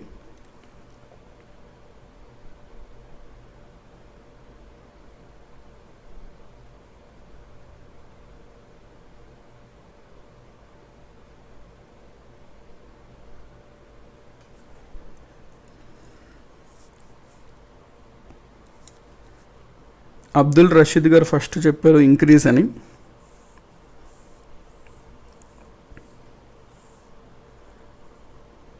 ఎక్కువ ఇంక్రీజ్, వెరీ గుడ్ అండి, ఎక్సలెంట్, బాగానే చెప్పారు అందరూ. మనకి ఇన్ఫ్లేషన్ ఉన్నప్పుడు మార్జిన్ రిక్వైర్మెంట్ ఎక్కువగా పెడుతుంది, హైగా పెడుతుంది. ఎందుకు అంటే ఫర్ ఎగ్జాంపుల్ మార్జిన్ రిక్వైర్మెంట్ 80% పెట్టింది అనుకోండి, అక్కడ అర్థం ఏంటి, కేవలం బ్యాంకులు రిమైనింగ్ 20% వరకే లోన్లు ఇచ్చుకోవాలి ఆ వాల్యూలో. అంటే బ్యాంకులు లోన్లు ఇవ్వడం తగ్గిపోతాయి. బ్యాంకులు లోన్లు ఇవ్వడం తగ్గిపోతే జనాల దగ్గర డబ్బులు తగ్గిపోతే, జనాల కొనుగోలు శక్తి తగ్గిపోతే, ప్రజలకి వస్తువులపైన డిమాండ్ తగ్గిస్తారు, దానితో రేట్లు తగ్గిస్తారు, దానితో ఇన్ఫ్లేషన్ అనేది కట్టడి అవుతుంది. ఆ సైకిల్ ఓకే కదండి. ఇన్ఫ్లేషన్ కనుక ఒకవేళ తక్కువగా లేకపోతే డీఫ్లేషన్ పరిస్థితి ఉందనుకోండి, ఆర్థిక వ్యవస్థలో ధరలు తగ్గిపోతున్నాయంటే ఇది బ్యాడ్. కాబట్టి దీన్ని ఎదుర్కోవడం కోసం ఆర్బీఐ మార్జిన్ రిక్వైర్మెంట్స్ని ఆర్బీఐ ఏం చేస్తుంది, తగ్గిస్తుంది, లోగా పెడుతుంటుంది. ఇది మార్జిన్ రిక్వైర్మెంట్స్కి సంబంధించిన కంప్లీట్ కాన్సెప్ట్. ఓకే కదండి. నెక్స్ట్ మనము కన్జ్యూమర్ క్రెడిట్ రెగ్యులేషన్కి వెళ్దామండి. కన్జ్యూమర్ క్రెడిట్ రెగ్యులేషన్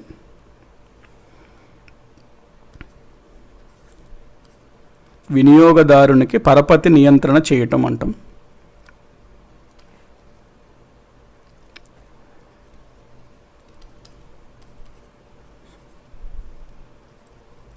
పేరులోనే ఉంది క్రెడిట్ రెగ్యులేషన్ అంటే పరపతిని నియంత్రణ చేయడం. పరపతిని నియంత్రణ చేయడం అంటే ఏంటి, పరపతి అంటే జనాలకు లోన్స్ ఈజీగా రావాలా, కష్టంగా రావాలా, ఎక్కువ వడ్డీతో రావాలా, తక్కువ వడ్డీతో రావాలా, జనాలు ఎక్కువ శాతంలో అప్పులు తీసుకోవాలా, తక్కువ అప్పులు తీసుకోవడానికి ఆస్కారం ఉండాలా, వాటి గురించి కదండి ఆర్బీఐ ఇవన్నీ చేస్తుంటుంది. కాబట్టి పేరులో ఉంది కన్జ్యూమర్ యొక్క, వినియోగదారుడి యొక్క పరపతిని ఆర్బీఐ నియంత్రిస్తుంటుంది. అంటే ఎక్కువ అప్పు తీసుకునే పరిస్థితులు చేస్తుంది, లేకపోతే అప్పులు దొరకడం చాలా కష్టంగా ఉండే పరిస్థితులు కూడా చేస్తుంది. తద్వారా ఆర్థిక వ్యవస్థలో ద్రవ్యోల్బణను ఎదుర్కొంటుంది ఆర్బీఐ. అందులో ఒక టూలే ఆర్బీఐకి ఉన్నది కన్జ్యూమర్ క్రెడిట్ రెగ్యులేషన్ అనమాట. ఇది ఎట్లా చేస్తుంది అంటే డిఫరెంట్, అంటే ఫర్ ఎగ్జాంపుల్గా చెప్తాను చూడండి. మనకి ఆర్బీఐ దగ్గర ఒక ఆప్షన్ ఉంటుంది అనమాట. ఏంటి అంటే దాన్నే మనము డౌన్ పేమెంట్ అని అంటాము. Down payment. డౌన్ పేమెంట్ అంటే అర్థం ఏంటి అంటే సింపుల్. ఇప్పుడు మీరు ఏదన్నా ఒక ఫర్ ఎగ్జాంపుల్ కార్ కొనాలనుకోండి, కార్ యొక్క వాల్యూ 5 లక్షలు అనుకోండి. ఈ 5 లక్షలు మీ దగ్గర డైరెక్ట్గా అమౌంట్ ఉంటే ఒకేసారి 5 లక్షలు ఇచ్చి మీరు కొనుక్కుంటారు, అది కంప్లీట్ క్యాష్లో కొనుక్కోవచ్చు. కానీ 95% మంది డబ్బులు ఉన్నా ఎవరు ఈ రకంగా తీసుకోరు, ఎందుకంటే అది తెలివైన పని కాదు. ఎందుకంటే మంత్లీ కట్టుకుంటే బెటర్ అనమాట. కాబట్టి చాలామంది ఏం చేస్తారు అంటే ఈ 5 లక్షల్ని ఈఎంఐలుగా విడదీసుకుంటారు. నేను 5 నెలలు 1,00,000 ఇంటూ 5 నెలలు కట్టడానికి నాకు సమ్మతం అంటాడు. 1,00,000 ఇంటూ 5 నెలలు. ఇది ఒక రెండో పద్ధతి, అంటే మొత్తం క్యాష్లో కట్టచ్చు, లేకపోతే ఇది ఒక రెండో పద్ధతి.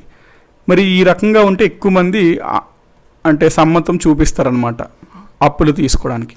కానీ ఆర్బీఐ అప్పుడప్పుడు డౌన్ పేమెంట్ అనే కాన్సెప్ట్తో వస్తుంది. డౌన్ పేమెంట్ అంటే అర్థం ఏంటి అంటే, మీరు ఏదైనా వస్తువు కనుక కొనాలి అనుకున్నప్పుడు ఫస్ట్ కొంత డబ్బుల్ని క్యాష్ రూపంలో ఫస్టే ఇచ్చేయాలి. కొనుక్కున్నప్పుడే ఒక 3 లక్షలు ఇచ్చేయాలి అనేది రూల్ పెడతారు.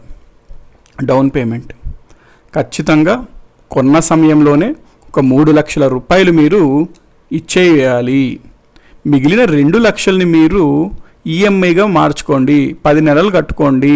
20,000 చొప్పున 20,000 చొప్పున 10 నెలలు కట్టుకోండి. 2 లక్షలు అవుతుంది. కానీ డౌన్ పేమెంట్ ఇదైతే మీరు కొనేటప్పుడే ఇచ్చేయాలి అని అన్నారనుకోండి. ఇప్పుడు ఇక్కడ అప్పు తీసుకునేవాడు కొంత ఆలోచిస్తాడు, అరే 3 లక్షలు ఇప్పటికిప్పుడు ఇవ్వాలంటే ఎక్కడ ఉంటుందయ్యా, నా దగ్గర లైట్ తీసుకుందాంలే, మనం కారు ఇప్పుడు అవసరమా, ఎందుకు, మనకి అంత అవసరం కూడా లేదు, ఉండేది ఒకలో ఇద్దరమో, దేనికి మనకి బాగానే ఉంది కదా కంఫర్టబుల్, కారు వద్దులే, మేబీ వచ్చే సంవత్సరమో చూద్దాము, ఫస్ట్ అయితే మరి ఇప్పటికిప్పుడు 3 లక్షలు డౌన్ పేమెంట్ చేయాలంటే ఎక్కడ అని చెప్పి ప్రజలు అప్పు తీసుకోవడం తగ్గిస్తారు. అది ఫండమెంటల్ పాయింట్. డౌన్ పేమెంట్ బాగా తక్కువగా పెట్టి, లేకపోతే అసలు డౌన్ పేమెంటే లేదు ఆప్షన్ అని ఆర్బీఐ అందనుకోండి, ఎక్కువ మంది ఇంట్రెస్ట్ చూపిస్తారు అప్పు తీసుకోవడానికి.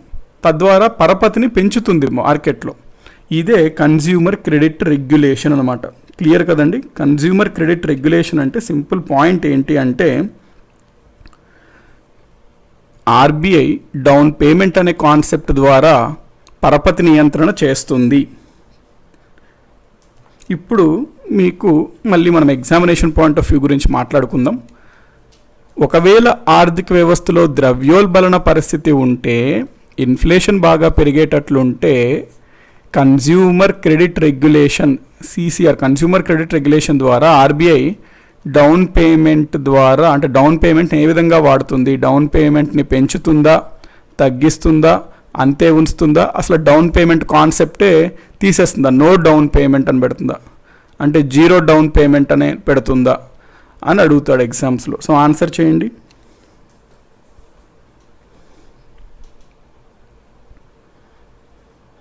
Excellent. Abdul Rashid garu again he gave first answer. So హైగా పెడుతుంది. రంగాచార్య గారు కూడా అన్నట్టు వెరీ గుడ్. సత్య, సాయికుమార్ రెడ్డి, భాస్కర్, తేజ బాగా చెప్పారండి. కాబట్టి డౌన్ పేమెంట్ ఎక్కువగా పెడుతుంది. ఎప్పుడైతే డౌన్ పేమెంట్ ఎక్కువగా ఉంటుందో ప్రజలు అప్పు తీసుకోవడం తగ్గిస్తారు. కాబట్టి ఇన్ఫ్లేషన్ ఆటోమేటిక్గా కిందకి వస్తుంది అని ఆర్బీఐ భావిస్తుంది. ఇది కన్జ్యూమర్ క్రెడిట్ రెగ్యులేషన్, వినియోగదారుని యొక్క పరపతి నియంత్రణ చేయటం. మూడవది మనం చూసుకుందాము, అది selective credit control.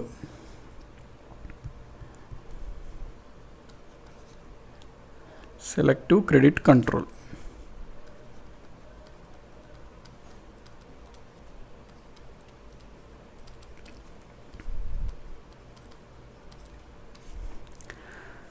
For example చూడండి, ఇక్కడ పరిస్థితి ఏంటి అంటే, పేరులోనే ఉంది క్రెడిట్ కంట్రోల్. ఇది కూడా అంటే పరపతిని నియంత్రణ చేయటం.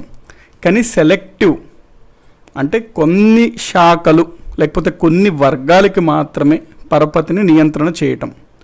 ఇది ఎట్లా పనిచేస్తుందంటే, ఆర్బీఐ వాణిజ్య బ్యాంకులకి ఒక ఆర్డర్ పాస్ చేసి, లేకపోతే ఒక ఇన్స్ట్రక్షన్స్ పాస్ చేస్తుంది అనమాట. ఇన్స్ట్రక్షన్స్ అంటే ఆజ్ఞాపిస్తుంది. ఏమని ఆజ్ఞాపిస్తుంది అంటే, ఫర్ ఎగ్జాంపుల్ పలానా వ్యక్తులకి రుణాలు మీరు ఎక్కువ వడ్డీకి ఇవ్వండి, లేకపోతే అసలు ఈ పరిస్థితిలో ఒక 3-4 నెలల వరకు కొంతమందికి వడ్డీ ఇవ్వకండి, ఎవరెవరికి అని చెప్పి ఏమని చెప్తుంది, ఆనియన్, ఉల్లిపాయ ట్రేడర్స్కి, వ్యాపారులకి, లేకపోతే మనకి ఆయిల్ వ్యాపారస్తులకి, షుగర్ వ్యాపారస్తులకి, అట్లాగా అప్పుడప్పుడు చెప్తుంది ఆర్బీఐ. ఎందుకు అంటే చూడండి, వీళ్ళు ఏం చేస్తారంటే,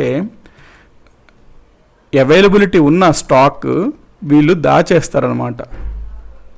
వీళ్ళు దాచేస్తారు ఆ స్టాక్ని. సో ఒక రకంగా వీళ్ళు ఏం చేస్తారు, ఒక ఆర్టిఫిషియల్, అంటే నిజంగా అక్కడ కొరత లేదు కానీ వీళ్ళు ఇట్లా చేసి ఒక కొరత సిచ్యువేషన్ తెప్పిస్తారు. ఎప్పుడైతే కొరత సిచ్యువేషన్ అంటే సప్లై తగ్గిపోయిందో, మరి ఇవి నిత్య అవసరాలు కాబట్టి ప్రజలకి రోజూ చేసుకునే వంటల్లో ఉండాలి, పేదవాడి నుంచి దానికి అంటే రిచ్ అందరికీ ఒకే రకంగా ఎఫెక్ట్ అవుతారు. అంటే ఒకే రకంగా ఎఫెక్ట్ అంటే అందరికీ అవసరాలు, ఇవి నిత్య అవసరాలు బేసికలీ.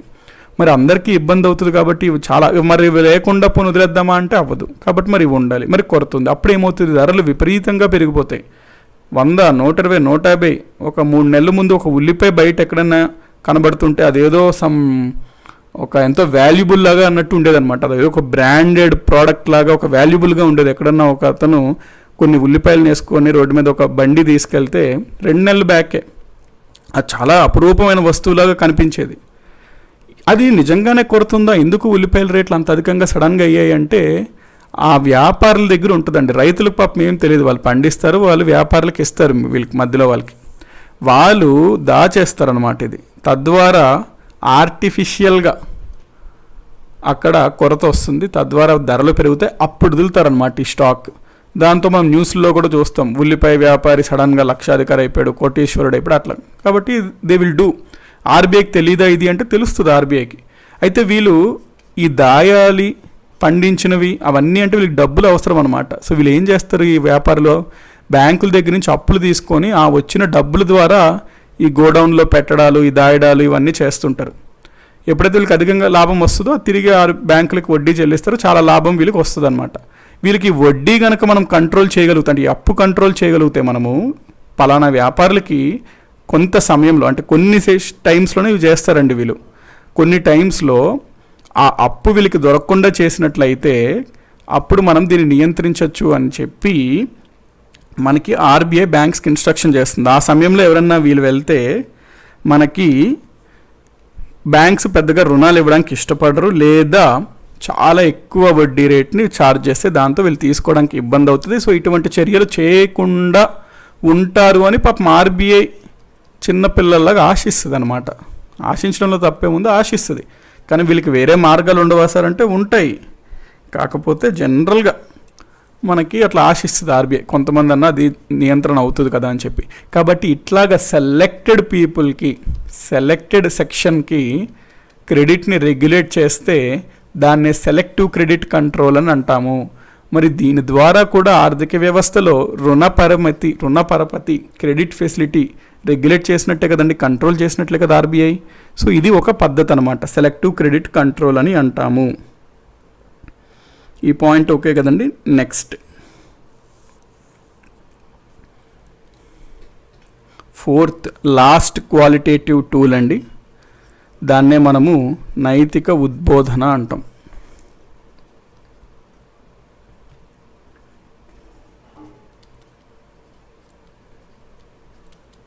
మోరల్ సుయేషన్. ఇది సింపుల్లే. ఫర్ ఎగ్జాంపుల్ మోరల్ సుయేషన్ అంటే నైతికంగా సుయేషన్ అనమాట. సుయేషన్ అంటే ఒక టైప్ ఆఫ్ నైతికంగా మీకు లైట్గా ఫోర్స్ చేస్తున్నట్టు నైతికంగా. ఇందులో భాగంగా జనరల్గా ఏమవుతుందంటే నైతిక ఉద్బోధనలో ఆర్బీఐ హెచ్చరించదు, కాకపోతే చెప్తుంది అనమాట బ్యాంకులకి, ఇండైరెక్ట్గా చెప్తుంది. డైరెక్ట్గా చెయ్యండి చెయ్యకండి అట్లా చెప్పదు, కాకపోతే ఇండైరెక్ట్గా సూచిస్తుంది. ఇండైరెక్ట్గా ఆర్బీఐ సూచిస్తుంది అనమాట. కొన్ని పాయింట్స్ చెప్తాను ఏ విధంగా అనేది. దాన్నే మనం మోరల్ సుయేషన్ అంటాము. అంటే ఒక ఆర్బీఐ గవర్నర్ ఏదన్నా యూనివర్సిటీకి వెళ్ళినా, ఏదన్నా ఓపెనింగ్ సెరమనీ అన్నా, లేకపోతే ఏదైనా స్పీచ్ ఇచ్చినా, ఎక్కడైనా సరే అది ఇన్ఫార్మల్గా ఉన్నా, అంటే ఏదైనా యూనివర్సిటీకి వెళ్ళి స్పీచ్ ఇవ్వడమో, లేకపోతే ఏదైనా న్యూస్ ఛానల్కి మీడియాకి ఒక ఇంటర్వ్యూ ఇవ్వడమో అట్లాంటివి చేసినప్పుడు తను మాట్లాడే ప్రతి మాటకి చాలా వాల్యూ ఉంటుందండి. ప్రతి మాట తను ఆలోచించి మాట్లాడాలి. సో మాట్లాడే ప్రతి మాటకి కొంత ఇన్ఫ్లుయెన్స్ ఉంటుందన్నమాట. సో ఇట్లాంటి సందర్భాల్లో ఆర్బీఐ గవర్నర్ ఒకవేళ ఇట్లా అన్నాడు అనుకోండి, మీరు ఒక 4 months బ్యాక్ చూసుకున్నట్లయితే, అంటే జనరల్గా అంటున్నా ఆటోమొబైల్ సెక్టర్, ఆటోమొబైల్ కార్లు బైక్ ఆ సెక్టర్, ముఖ్యంగా కార్ పరిశ్రమ విపరీతంగా డౌన్కి వెళ్ళిపోయింది. కొనేవాళ్ళు లేరండి, డిమాండ్ తగ్గిపోయింది, కొనేవాళ్ళు లేరు. కార్ల కంపెనీ వాళ్ళు అయితే అంటే ఒక 5 లక్షల కార్ల మీద ₹1,00,000 దాకా ఆఫర్లు వదిలేరు. అంటే చూడండి 20% ఆఫర్లు వదిలేరు. 5 lakh కార్ మీద ₹1,00,000 దాకా తగ్గించడము, లేకపోతే ఫ్రీబీస్ ఇవ్వడం అట్లాంటి ఆఫర్స్ పెట్టారు. ఎందుకు? డిమాండ్ బాగా తగ్గిపోయింది. దాంతో చాలా కంపెనీస్ కార్ల యొక్క ప్రొడక్షన్ ఉత్పత్తిని తగ్గించేశారు. ఉత్పత్తిని తగ్గించడం అంటే చాలామంది జనాల్ని ఉపాధి నుంచి తీసివేయడం. నిరుద్యోగం పెరిగిపోతుంది. ఆల్రెడీ నిరుద్యోగత ఘోరంగా ఉంటుంది మన దేశంలో, మళ్ళీ ఇంకా పెరిగిపోతే మళ్ళీ ఆర్థిక వ్యవస్థకి అది మంచిది కాదు అని చెప్పి ఆర్బీఐ గవర్నర్ జనరల్గా అంటాడు. ఏమని? పాపం ఈ ఆటోమొబైల్ సెక్టర్ ఏదైతే ఉందో అది బాగా దెబ్బతిన్నది, మనం ఆదుకోవాలి వాళ్ళని ఈ పరిస్థితుల్లో. లేకపోతే ఆదుకోకపోతే మనకి ఏంటి అంటే ఓవరాల్గా ఆర్థిక వ్యవస్థ పైన దాని ప్రభావం ఉంటుంది. కాబట్టి ఎవరన్నా ఈ శాఖకు చెందిన ఆటోమొబైల్ వారికి కొంచెం అప్పు లిబరల్గా ఇస్తే మంచిదని చెప్పి నేను భావిస్తున్నాను అన్నాడు అనుకోండి, అంటే నైతికంగా మనకు అది ఇస్తే మంచిది అని, అది మన మినిమం రెస్పాన్సిబిలిటీ, మోరల్ రెస్పాన్సిబిలిటీ, నైతికంగా మనం అది చెయ్యాలి అట్లాగా కొన్ని చెప్తుంటాడు అనమాట ఆర్బీఐ గవర్నర్ లేకపోతే ఆర్బీఐ వాళ్ళు. సో వాటి ద్వారా కూడా బ్యాంకులు ఆ మాట విని ఓకే మరి ఆర్బీఐ గవర్నర్ గారు చెప్తున్నారు అంటే మనం కూడా అది పాటించాలి అని చెప్పి లిబరల్గా వీళ్ళకి కొంచెం అప్పులు ఇవ్వడము, తద్వారా అట్లాంటి చిన్న చేంజెస్ చేస్తాయి. కంపల్సరీ చేయాలా అంటే చేయవండి, కంపల్సరీ కాదు అసలు ఇది. ఎందుకంటే నైతిక ఉద్బోధన, నైతికంగా చేస్తే మంచిదయ్యా అని అంటాం అంతే. కాబట్టి మోరల్ సువేషన్ అంటే ఆర్బీఐ గవర్నర్ ఏదైనా స్పీచ్లో కానీ ఏదైనా కాన్ఫరెన్సెస్లో కానీ జనరల్గా ఏదైనా సజెషన్స్ ఇస్తాడు అంతే, సూచిస్తాడు. జనరల్గా వాణిజ్య బ్యాంకులకి అవి తన సూచనలు పాటిస్తాయి. తద్వారా కూడా ఆర్థిక వ్యవస్థలో రుణ పరపతి, క్రెడిట్ ఫెసిలిటీ అనేది పెరగడం తగ్గడం అనేది జరుగుతుంటుంది. కాబట్టి ఇది కూడా ఒక మానిటరీ పాలసీయే కదా మరి. సో దీంతో మనకి మానిటరీ పాలసీకి సంబంధించి క్వాలిటేటివ్, క్వాంటిటేటివ్ రెండూ కంప్లీట్ అయినాయండి. మనము తర్వాత క్లాస్లో నెక్స్ట్ ఎకానమీ క్లాస్లో మానిటరీ పాలసీ కంటిన్యూ చేస్తాం. అందులో భాగంగా monetary policy committee, Urjit Patel committee చూస్తాము. ఆ పాయింట్స్ అవన్నీ ఇంపార్టెంట్ క్లాస్, అది కూడా నెక్స్ట్ది. వాటి గురించి మనం తర్వాత ఎకానమీ క్లాస్లో చూద్దాం. నెక్స్ట్ క్లాస్ మనకి ఈవినింగ్ 5 PM ఉంటుందండి. 5 to 6:30 ఉంటుంది. 5 PM to 6:30 PM హిస్టరీ ఉంటుంది. హిస్టరీలో కూడా ముఖ్యంగా మనకి ఈరోజు ఏం చదువుతాము, కొంత పుష్యభూతి మిగిలిపోయింది, కొంత అది కంప్లీట్ చేసిన తర్వాత మనము బాదామి చాళుక్యాస్ టాపిక్కి వెళ్ళిపోదాము. Important Badami Chalukyas also. So తిరిగి మనం 5 PM కలుసుకుందాం. మీరు చాలా టైం స్పేర్ చేశారు, యాక్టివ్గా ఉన్నారు. కాబట్టి డెఫినెట్గా మీకు ఇదే ఎండ్యూరెన్స్, ఇదే పేషెన్స్, ఇదే ఓపికను ఉంచుకోండి. డెఫినెట్లీ సక్సెస్ అనేది వస్తుంది. రివైజ్ చేసుకోండి, క్లియర్ ఉంచుకోండి. ఎప్పుడన్నా కాంప్లికేట్ చేసుకోకండి, సబ్జెక్ట్ క్లియర్గా ఉంచుకోండి. అంటే ఎక్సెస్ డౌట్స్ పెట్టేసుకోకండి మైండ్లో, ఎందుకంటే దాని ద్వారా మీకే సబ్జెక్ట్ కాంప్లికేటెడ్గా అనిపించేస్తుంది. సింపుల్గా ఉంచుకోండి, ఎందుకంటే జనరల్ స్టడీస్ అన్నప్పుడు జనరల్ స్టడీస్గానే మీరు తీసుకోవాలన్నమాట. అందులో పిహెచ్డీలు చేసే విధంగా ఆలోచించకండి, ఎందుకంటే ఓవరాల్గా కాంపిటేటివ్ ఎగ్జామినర్కి అంటే ఈ టైప్ ఆఫ్ ఇది ఉండకపోతేనే బెటర్. ఒక పాయింట్ చూసామా, దానిపైన ఒక క్లారిటీ వచ్చిందా, అదంటే ఏంటో అర్థమైందా, అంతే, నెక్స్ట్ టాపిక్ వెళ్ళిపోవాలి. ఎందుకంటే బోలెడ్ ఉంటాయి కాబట్టి మనము ఇన్డెప్త్గా డిగ్ చేయకూడదు అనమాట జనరల్గా. సో ఆ విధంగా వెళ్ళిపోవాలి.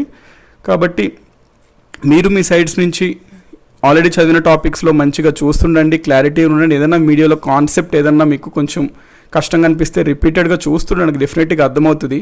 అయినప్పటికీ జెన్యూన్గా మీకు కొన్ని డౌట్స్ రావచ్చు, వచ్చాయన్నప్పుడు డెఫినెట్లీ వీడియో కింద కమెంట్స్ సెక్షన్లో మీరు డెఫినెట్గా అడగండి. జెన్యూన్ డౌట్స్ ఉన్నప్పుడు దానికి ఖచ్చితంగా మనము క్విజ్లో కానీ లేకపోతే ఏదో ఒక టైంలో వాటిని మనం ఆన్సర్ చేసుకుంటూ ముందుకెళ్ళొచ్చండి. ఎందుకంటే అప్పుడు మనం వరుసగా మీరు అడిగిన ప్రశ్నలకి చూసుకొని వెళ్ళిపోతే ఫ్లో మనకి మిస్ అవ్వదు, టైం కూడా సేవ్ అవుతుంది. అన్ని రకాలుగా అందరికీ అది మంచిదండి. అందుకనే కమెంట్స్లో పెట్టడానికి ట్రై చేయండి మీ క్వైరీస్, జెన్యూన్ క్వైరీస్.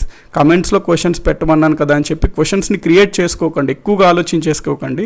సింపుల్గా ఉంచుకోండి, ఫండమెంటల్ అనమాట. సింపుల్గా ఉంచుకోవాలి, ప్లెయిన్గా ఉంచుకోవాలి ఎప్పుడన్నా. కాబట్టి మనం చూసుకుంది మహానంది గారు ఒక్కసారి బ్రీఫ్ అంటున్నారు.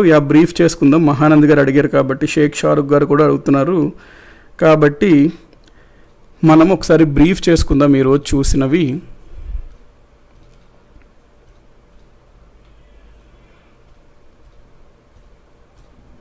మనము ఈరోజు క్లాస్ని మానిటరీ పాలసీలో 2 టూల్స్ ఉంటాయి. ఒకటి క్వాలిటేటివ్ టూల్స్, ఒకటి క్వాంటిటేటివ్ టూల్స్, 2 క్వాలిటేటివ్ టూల్స్ అనుకున్నాము. క్వాలిటేటివ్లో CRR, SLR, repo, reverse repo already చూసాము. ఈరోజు మనం ఈ 3 చూద్దాము, దాని తర్వాత క్వాలిటేటివ్ చూద్దాము అని అనుకున్నాము. క్వాంటిటేటివ్లో ఫస్ట్ మనం బ్యాంక్ రేటు గురించి చూసాము.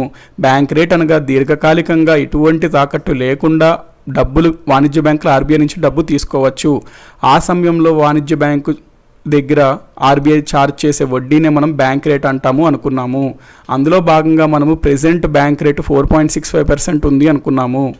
నెక్స్ట్ మనం ద్రవ్యోల్బణం పెరిగిన సందర్భంలో బ్యాంక్ రేట్ని పెంచుతారు. బ్యాంక్ రేట్ పెరగడం వల్ల రుణ పరపతి తగ్గుతుంది, ద్రవ్య చలామణి తగ్గుతుంది, కొనుగోలు శక్తి తగ్గుతుంది, ధరలు తగ్గుతాయి. సో ద్రవ్యం విలువ పెరుగుతుంది అనే పాయింట్స్ చూసాము. నెక్స్ట్ బహిరంగ మార్కెట్ చర్యలు, ఓపెన్ మార్కెట్ ఆపరేషన్స్ గురించి చూసినప్పుడు ద్రవ్య చలామణిని నియంత్రించడానికి ఆర్బీఐ మార్కెట్లో గవర్నమెంట్ సెక్యూరిటీలని అమ్మడం లేదా కొనుగోలు చేయడం చేస్తుంది. దాని ద్వారా ద్రవ్య చలామణిని రెగ్యులేట్ చేస్తుంది. మనము ఓపెన్ మార్కెట్ ఆపరేషన్స్ అంటే టెక్స్ట్ కూడా చూసాము క్లియర్గా ఏమవుతుంది అని చెప్పి. అక్కడ పరిస్థితి అంటే ఏ విధంగా మార్పులు జరుగుతాయి ఓపెన్ మార్కెట్ ఆపరేషన్స్లో చూసాము. పరిస్థితి కనుక డిఫ్లేషన్ ట్రెండ్ ఉంటే, ధరలు బాగా తగ్గుతున్నట్లయితే ఆర్బీఐ కొనుగోలు చేస్తుంది సెక్యూరిటీస్ని, ఇన్ఫ్లేషన్ అయితే ఆర్బీఐ సెక్యూరిటీస్ని అమ్ముతుంది మార్కెట్లో. నెక్స్ట్ ఎంఎస్ఎఫ్ గురించి చూసాము. ఏదైనా వాణిజ్య బ్యాంకు దగ్గర ఉండాల్సిన డబ్బు కొరత వచ్చినప్పుడు, డబ్బు కావాల్సి వచ్చినప్పుడు జనరల్గా ఎస్ఎల్ఆర్ కన్నా అధికంగా గవర్నమెంట్ సెక్యూరిటీస్ ఉంటే వాటిని ఆర్బీఐ దగ్గర తాకట్టు పెట్టి ఆర్బీఐ దగ్గర నుంచి అప్పు తీసుకోవచ్చు. అప్పుడు ఆర్బీఐ ఛార్జ్ చేసే వడ్డీ మనము రెపో అంటాము.